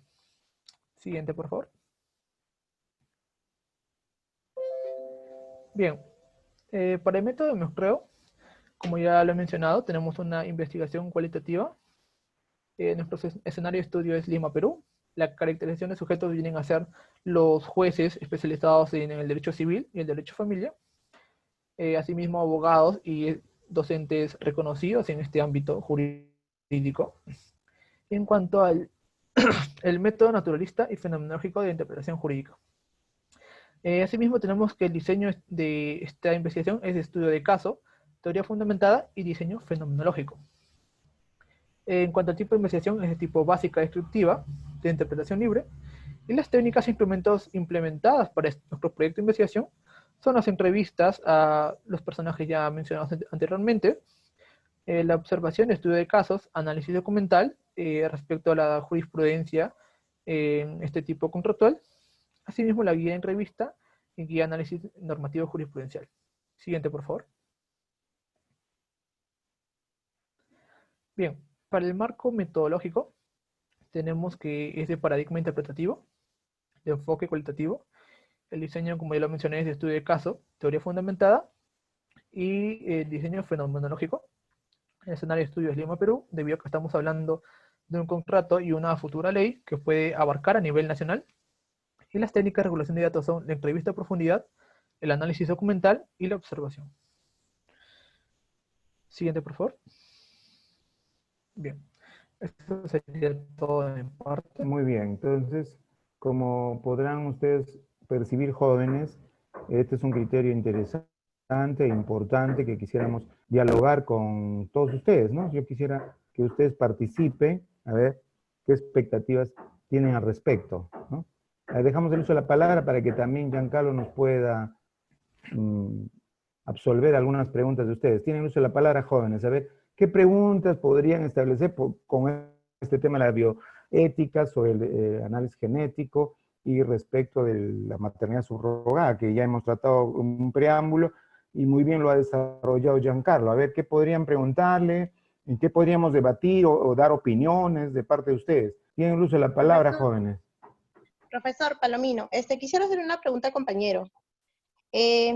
Compañero, disculpe, ¿cuántos contratos de maternidad subrogada se han dado en los últimos 5 años en el Perú? Bien. En cuanto a la cifra de los contratos de maternidad subrogada en nuestro país y en general, pues no se tiene un número exacto debido a que este tipo de contratos se hace principalmente en clínicas privadas, que principalmente algunas de ellas pues lo hacen de forma clandestina y otras de forma libre, publicitando este tipo contractual como una oferta. Sin embargo, no se lleva un conteo sobre esto, debido a que actualmente no existe una normatividad que regule este tipo contractual. Esto quiere decir que se ha dejado a las clínicas privadas una suerte de autorregulación a este tipo de contratos. No obstante, se estima que hasta la fecha son miles de niños nacidos bajo este tipo de modalidad, de este tipo de contratos. Ya, compañero, Es gracias. que como ustedes pueden advertir, o sea, hay criterios diferentes con respecto a este análisis normativo, ¿no? O sea, mucha gente que no conoce bien el asunto y pues no llega a esa posición, ¿no? Otra pregunta. Profesor, buenas tardes. Grados, profesor. Sí, señorita. Sí, señorita Sí, Grados, quisiera, sí, comente profesor. nada más. Sí, quisiera, bueno, el comentario es, ¿qué tipo de contrato es ese tipo de práctica, no? Porque un poquito ahí que confundió el tema de la parte contractual o extracontractual. Ahora, ¿y cuál es el avance que se viene realizando con respecto a esta controversia, ¿no? Del Código Civil en su artículo 6, ¿no? ¿Cuáles son estos avances? Ya que la norma no está a favor, mejor dicho, de ese tipo de prácticas, ¿no? Eso más o menos, profesor, va a mi inquietud. ¿Qué dice Giancarlo? Tú que eres entendido en el tema. Bien, este tipo de contratos, como ya lo mencioné, no está regulado en nuestro país. Esto quiere decir que es un contrato atípico, un contrato que no tiene una regulación propia en el Perú. Yendo a lo que nos menciona sobre el artículo 6, el artículo 6 es claro y preciso al señalar que los actos de disposición del cuerpo propio no se pueden dar cuando se ocasiona una disminución permanente de integridad física o cuando sean contrarios al orden público o las buenas costumbres. La mayoría de juristas que están en contra de este tipo contractual se fundamentan en este artículo. No obstante, el mismo artículo nos hace una excepción a la primera parte en el segundo párrafo. Nos dice que estos actos de disposición son válidos siempre que respondan a una exigencia de un estado de necesidad de orden médico o quirúrgico. O por el contrario, también si es que están inspirados en motivos humanitarios. Es por eso que hemos propuesto como un segundo requisito especial el factor humanitario en este tipo de contratos eh, para que puedan ser válidos. Esto para que el artículo 6 del Código Civil no prohíba lo que viene a ser el contrato de maternidad subrogada. Brevemente, para poner un ejemplo, decimos un factor humanitario porque se trata de ayudar a aquellas personas que por problemas genéticos o una enfermedad no puedan o no deban procrear por sí mismas. Como ya lo mencioné, algunas personas tienen problemas de fertilidad y otros problemas o enfermedades que son susceptibles de transmitir a los niños. Obviamente, con este factor humanitario, este requisito especial, también excluiríamos aquellas personas que a pesar de no tener una enfermedad que pueda ser susceptible de que se transmita a sus hijos o que tengan capacidad de procrear y no quieren hacerlo por ellos mismos. Por ejemplo, el caso del futbolista Cristiano Ronaldo. Esta persona tiene capacidad de procrear y puede hacerlo también con su pareja. Sin embargo, él lo que hace es recurrir al contrato de maternidad subrogada en otro país para procrear a un nuevo ser.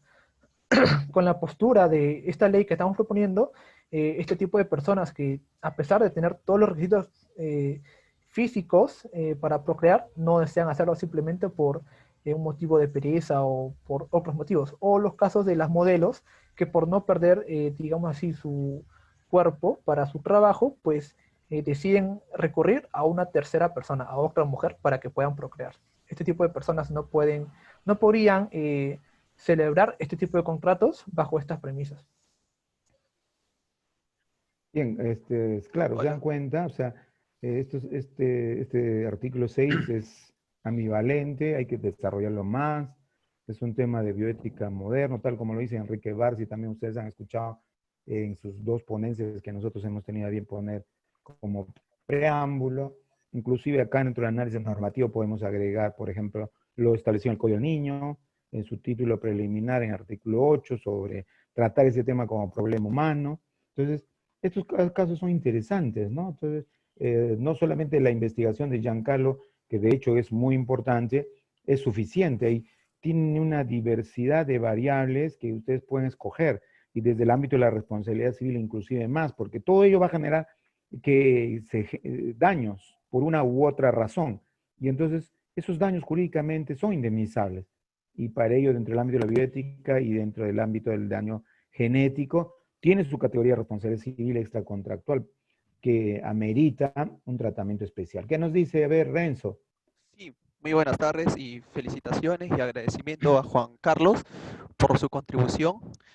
Y bueno, respecto a la pregunta, es que se entendió en respecto al tema suscitado en Chile sobre esa pareja, de que no era ilícito pues el contrato porque pertenecía a una relación jurídica y que no se estaba tanto contratando o haciendo patrimonial el tema de obtener un niño a causa de ese contrato.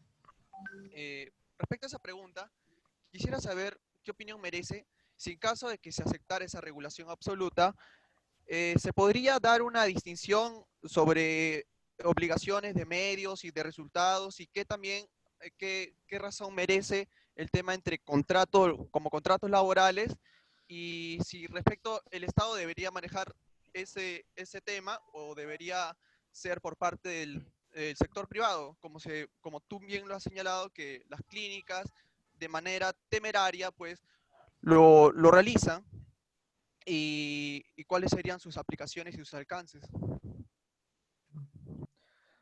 Ya, Bien. Giancarlo, a ver.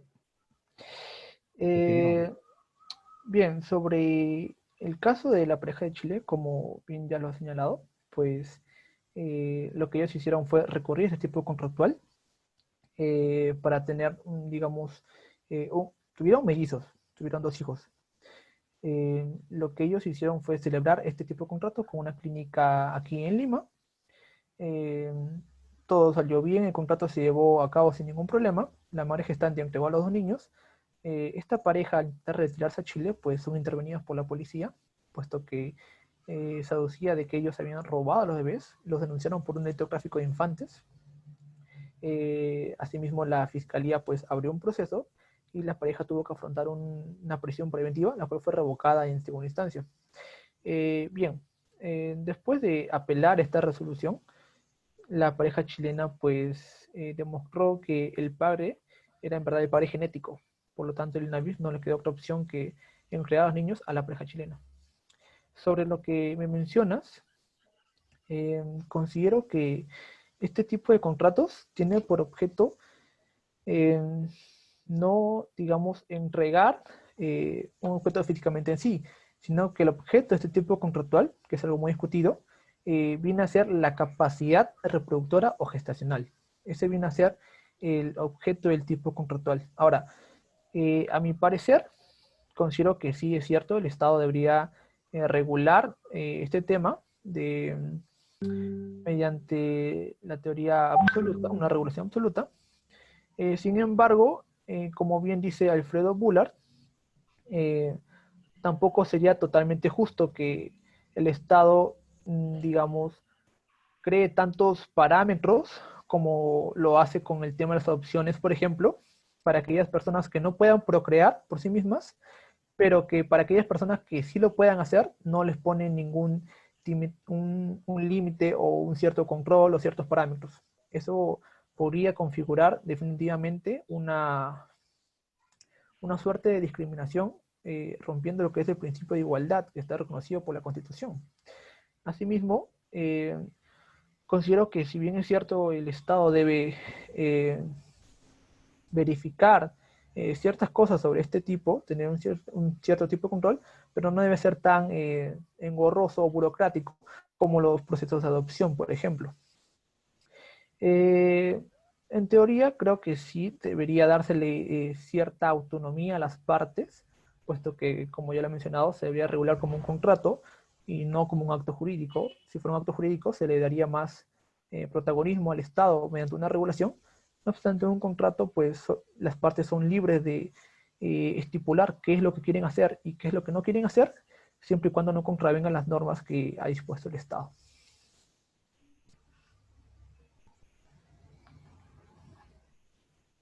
A ver, otra pregunta. ¿Quién más quiere participar? Profesor, Gilberto, por favor. Peláez, doctor. Gracias. A ver, una Peláez, pregunta. doctor. Perfecto, adelante, Gilberto.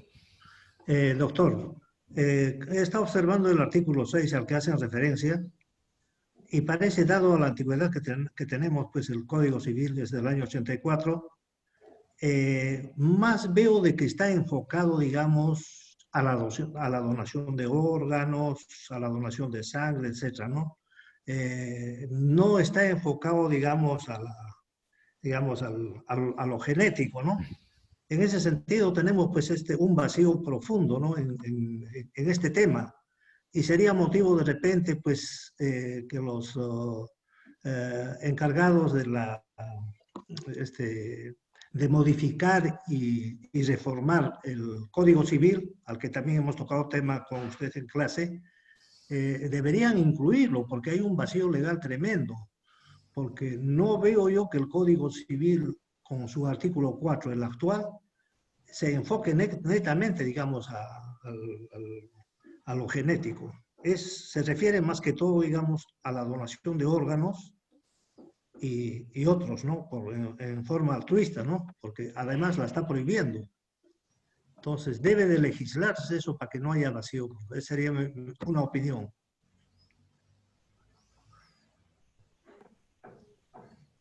Claro, ese es un tema que ya necesita reformar tanto el Código Civil, igualmente la Ley General de Salud, que tiene inconveniencias que son impropias, diferentes articulados del Código Civil, partiendo del artículo 6, creo yo, el mismo Código del Niño y Adolescente, que sí implica el tema generado como problema humano, que sí eso, bueno, el Código del Niño es reciente, tiene una teoría ya moderna de protección integral, pero sin embargo, bajo estas nuevas corrientes, hay toda una vicisitud de asuntos, ¿no?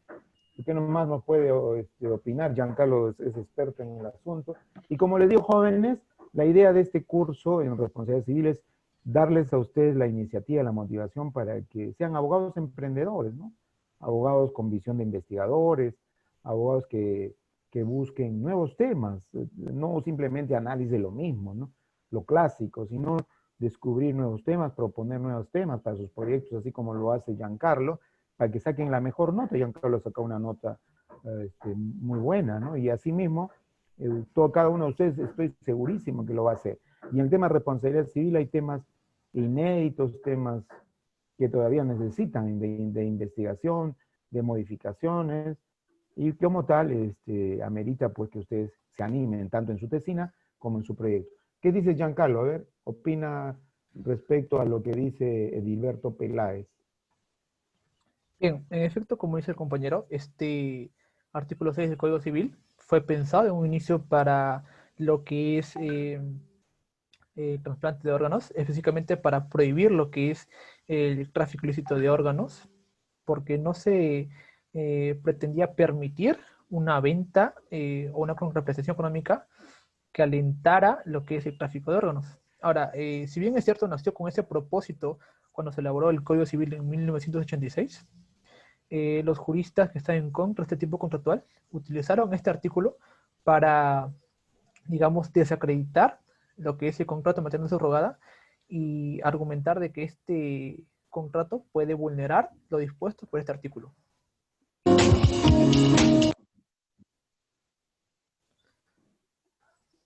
Muy bien, otra pregunta que tienen, jóvenes, por favor. Profesor, disculpe, quisiera hacerle una pregunta más, como es un Jessica, tema tan ya, muy bien. interesante. A ver, compañero, disculpe. A ver, ¿no crees que se estarían vulnerando derechos fundamentales al no permitir que otras personas accedan a esta modalidad contractual? Bien. Supongo que lo dices por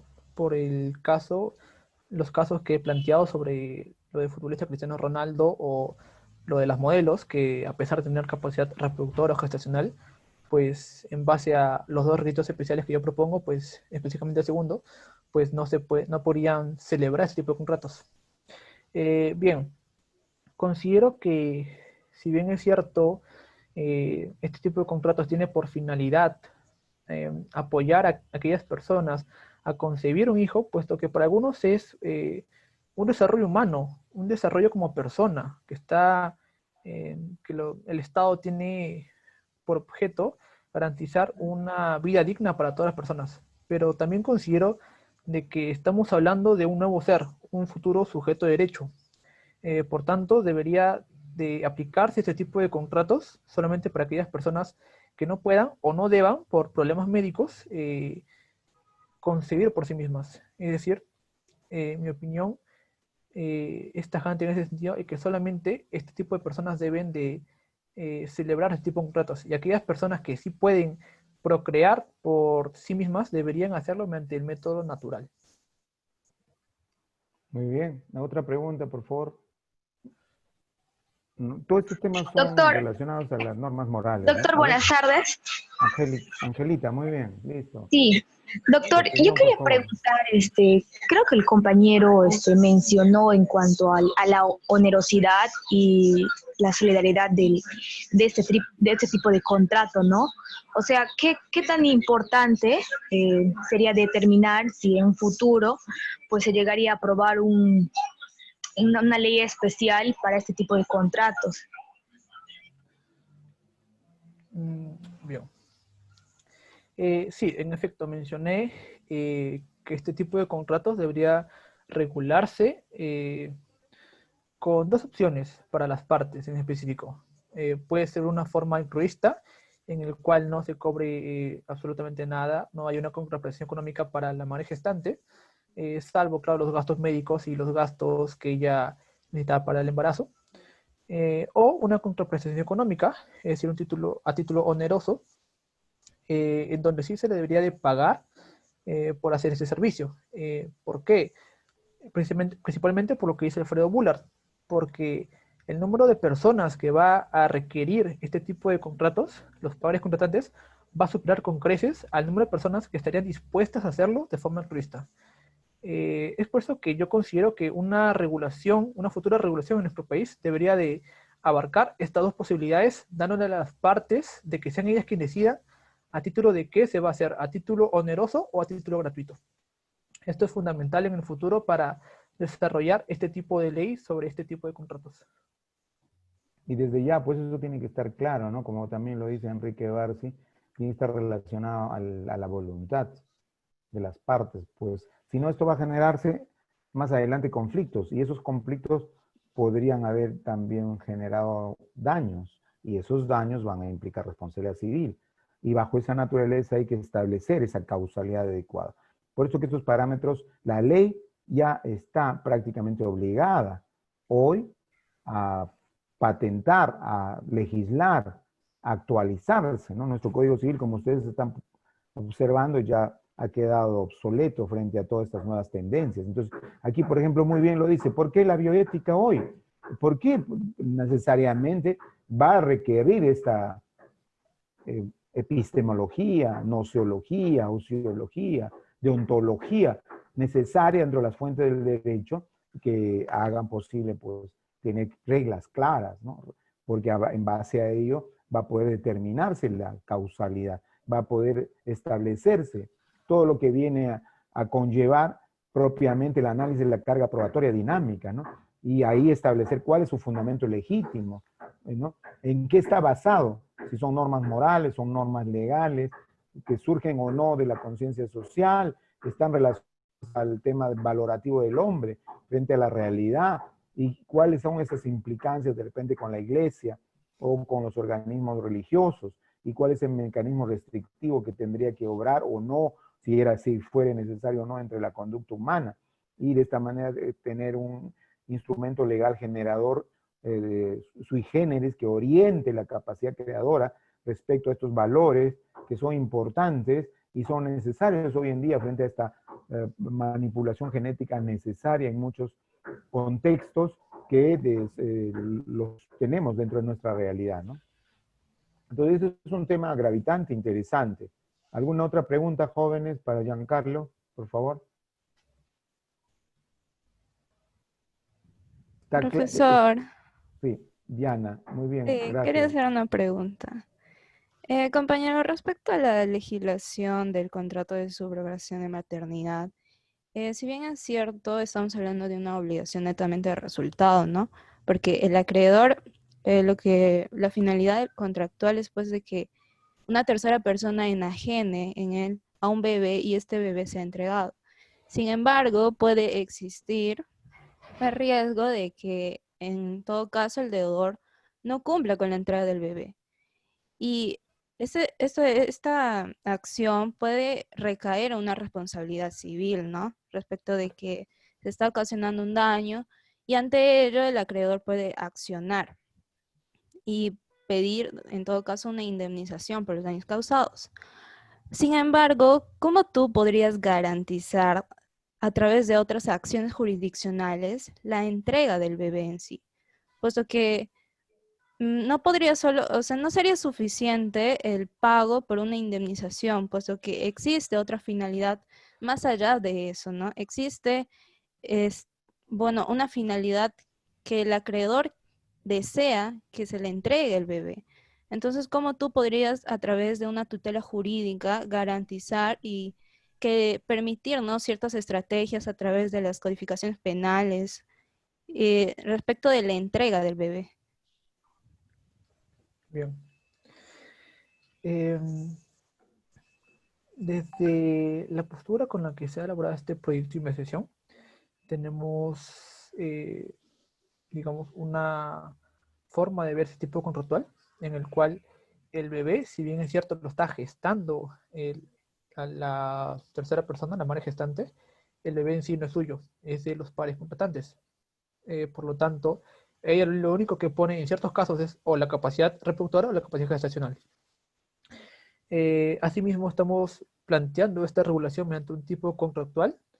Esto debido precisamente a que se pueda demandar mediante una responsabilidad contractual en caso de incumplimiento de la madre gestante de entregar al bebé.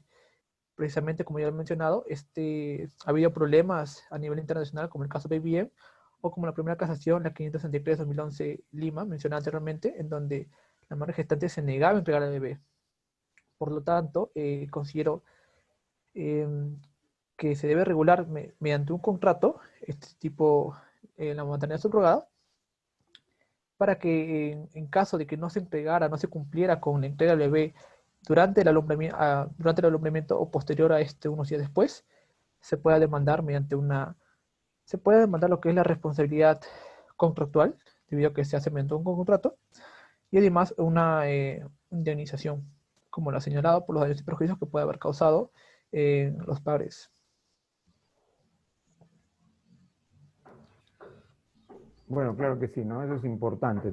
Nosotros tenemos dentro del ámbito contractual, como muy bien lo dice Giancarlo, hay la previsibilidad del daño. Entonces, ya tiene que estar regulado el protocolo autorizado por la Ley General de Salud, el Código Civil, de tal sentido que haya, pues, que sea un contrato típico y no atípico como es hoy. Entonces, también que se establezca bajo el principio de no dañar, el principio de hacer el bien, ¿no? Entonces, yo creo que estas son cuestiones muy interesantes que nos conlleva a una nueva visión. La responsabilidad civil, como ustedes pueden apreciar, jóvenes, en este momento con nuestro código aún no llega a una fase conclusoria en cuanto a este ámbito, ¿no? Giancarlo está en un proceso de investigación, muy bien, y podrán haber muchas otras investigaciones afines al caso, relacionados a los principios cardinales de la ética médica, por ejemplo, y también establecer quizás que esta bioética va a resultar interesante e importante, porque sin ella, pues, la ciencia no se va a poder establecer con propiedad esa redimensionalidad ética que se requiere, ¿no? Y ahí va a haber algunos aspectos bastante gravitantes, por ejemplo ¿no? Dice, causas relacionadas con malformaciones cardiogénicas en madres en el servicio de cardiología. Imagínense que suceda una malformación cardiogénica a raíz de una fertilización in vitro. ¿Quién responde? Pues contractualmente, como dice Giancarlo, es una posición dentro de la ley, pero también extracontractualmente esto podría generar estas malformaciones cardiogénicas, de tener problemas cardiológicos, no a los 2 años, sino tal vez a los 10 años. Y la prescripción dentro de la responsabilidad civil termina a los 10 años. Y si ese niño comienza a sufrir, ese adolescente, a partir de los 16 años, ¿responde o no esa clínica de fertilización in vitro? Entonces, es un tema importante que tiene que ver con la causalidad y tiene que ver también con un propósito interesante e importante al respecto. Ustedes han leído, jóvenes, la reforma del Código Civil. Muchos de ustedes han enfocado esto. ¿Qué nos pueden decir acerca de la causalidad? ¿Qué dice la causalidad dentro de la reforma del Código Civil? ¿Alguno de ustedes lo tiene ahí? ¿Lo puede ponchar, por favor? Su reforma de la causalidad en el Código Civil. A ver, ¿quién de ustedes lo tiene? ¿O quién puede opinar? ¿Qué dice la causalidad en la reforma del Código Civil? O sea, ¿qué está establecido en el artículo 1985? Pueden leer ustedes las enmiendas en el Código Civil, artículo 1985. A ver, eso ya lo hemos tratado, algunos de ustedes han expuesto. ¿Lo pueden ponchar, por favor, para ilustrarnos? A ver, ¿quién lo tiene? ¿Quién explicó la semana pasada respecto a las enmiendas del Código Civil? Y que nos puede ilustrar, enmiendas del Código Civil. ¿Qué dice el artículo 1985 del Código Civil? ¿Alguno lo sabe o no? A ver, si alguno quiere intervenir. ¿Sabe qué dice ahí el artículo 1985? Ya no dice causalidad adecuada, simplemente dice causalidad. Ahora pregunto, ¿por qué simplemente han dejado con causalidad?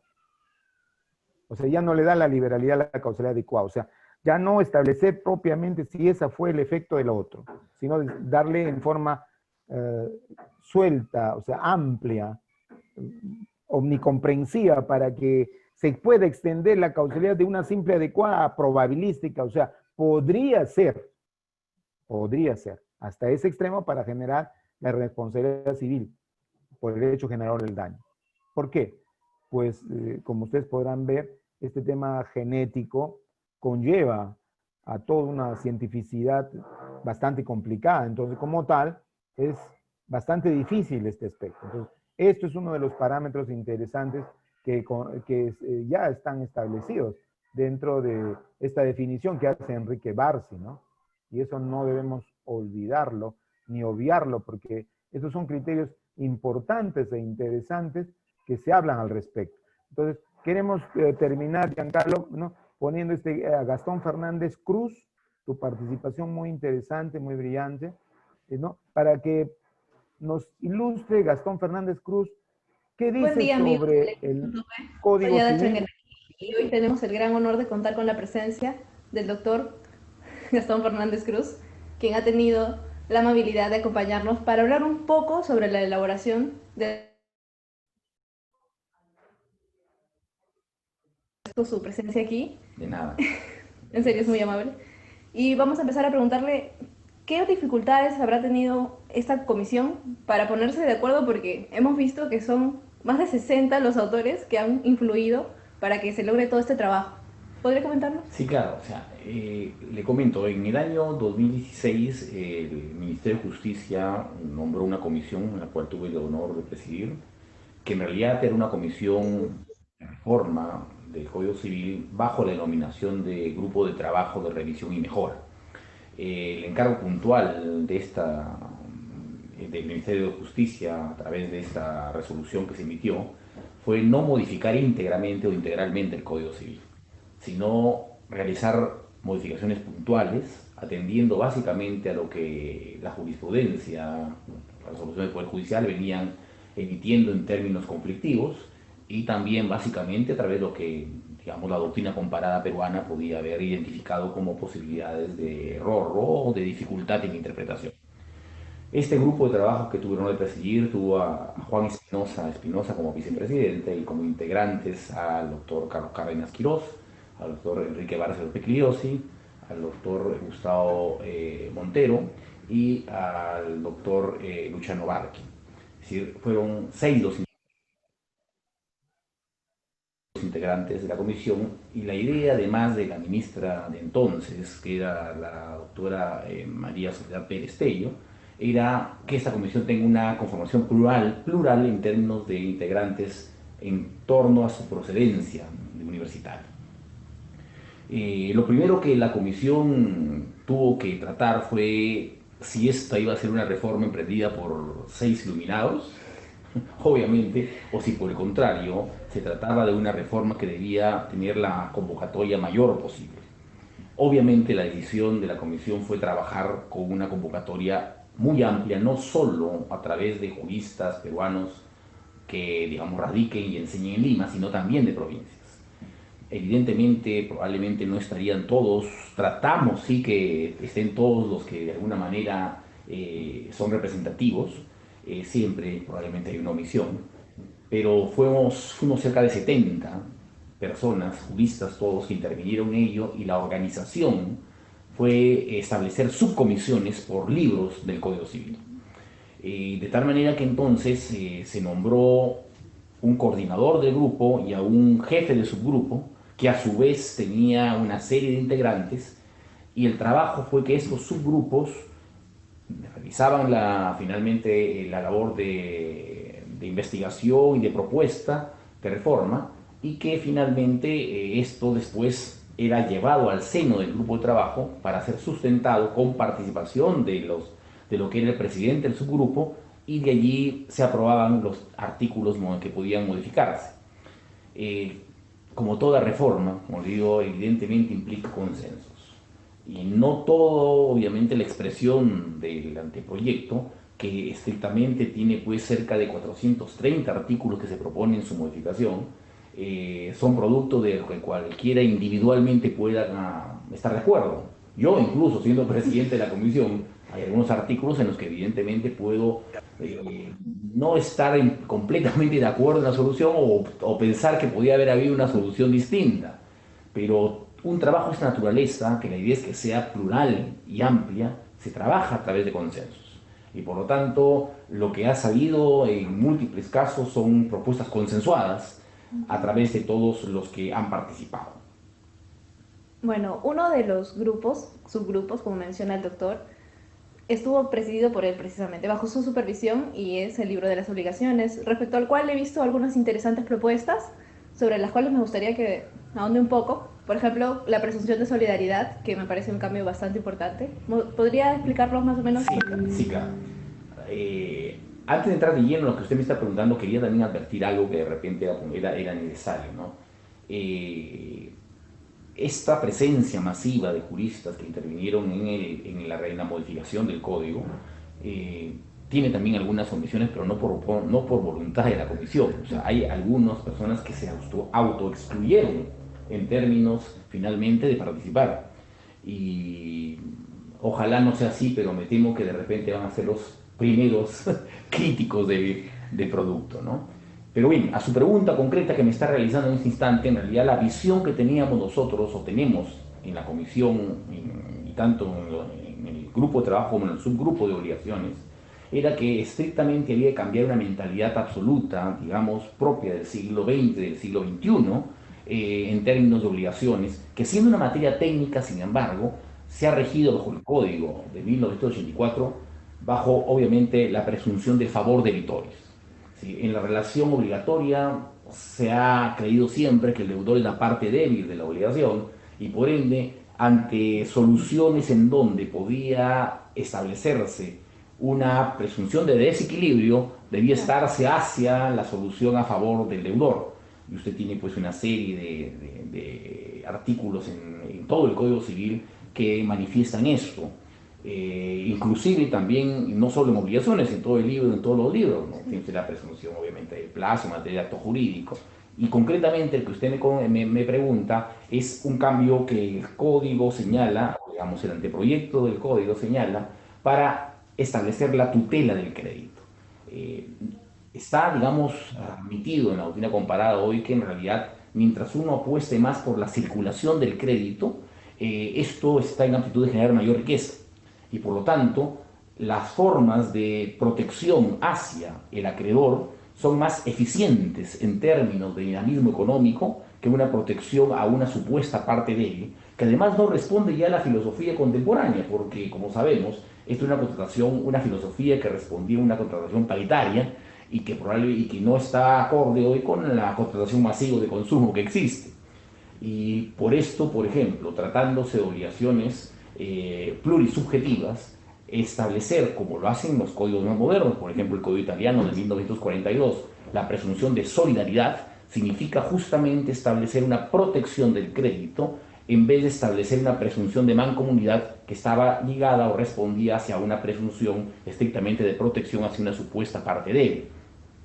Igual, en mismas obligaciones, por ejemplo, estaba también la solución en las obligaciones pluriobjetivas, en donde se establecía que entre la duda que podía existir de una obligación facultativa y una obligación alternativa, debía estarse a que ésta sea facultativa, en la literatura actual del Código. Y esto sobre la base del principio del favor de vitoris, porque la obligación facultativa es más favorable al deudor que la alternativa, aun cuando ésta recaiga en elección del deudor, porque siempre en la facultativa el deudor tiene la posibilidad de reemplazar la prestación principal por la accesoria. Hoy, siguiendo este mecanismo que le estoy diciendo de tutela del crédito, se establece por el contrario que la presunción debe establecerse en una equivalencia finalmente de prestaciones y estarse ante la duda ante la obligación alternativa. Bien, doctor. Otro de los artículos que nos llamó la atención fue el artículo que va a fusionar, por así decirlo, los criterios de reconocimiento.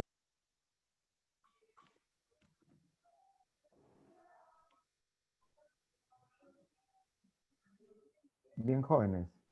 Como ustedes han escuchado, y también lo ha escuchado su compañero, este tema de bioética, de análisis de daño genético, sobre los temas de manipulaciones eugenésicas, es un tema de hoy, es un tema latente, es un tema que conlleva todo un análisis, no solamente epistemológico, no solamente social, propiamente filosófico, sino de índole civil y que amerita una reforma del Código Civil, como ustedes lo han visto.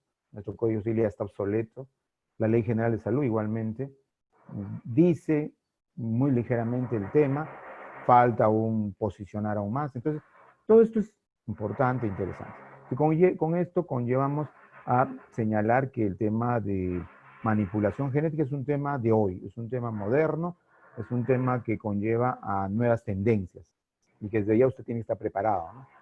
Y creo que ya me entienden, y ya vemos que la causalidad es probabilística, ya vemos que el artículo 1985, Gastón Fernández, como muy bien lo dice, yo no he podido corregir, o sea, no ha puesto causalidad adecuada, coma, causalidad probabilística, coma, causalidad virtual. ¿Por qué? Para evitar generar problemas. Pero ya le dice al magistrado, magistrado, advierta que hay una causalidad. Y yo simplemente le pongo causalidad, porque usted, bajo la teoría dinámica de la prueba, establecerá si es causalidad adecuada, si es causalidad probabilística, si es causalidad virtual. O sea, la causalidad que sea la más pertinente para que a través de la responsabilidad civil, cuya función social es lograr una indemnización a partir del traslado del costo del daño o un resarcimiento de una justa compensación por el daño extrapatrimonial generado, o sea, a partir de ello se puede evidenciar, pues lógicamente, que se cumple con esta función del resarcimiento.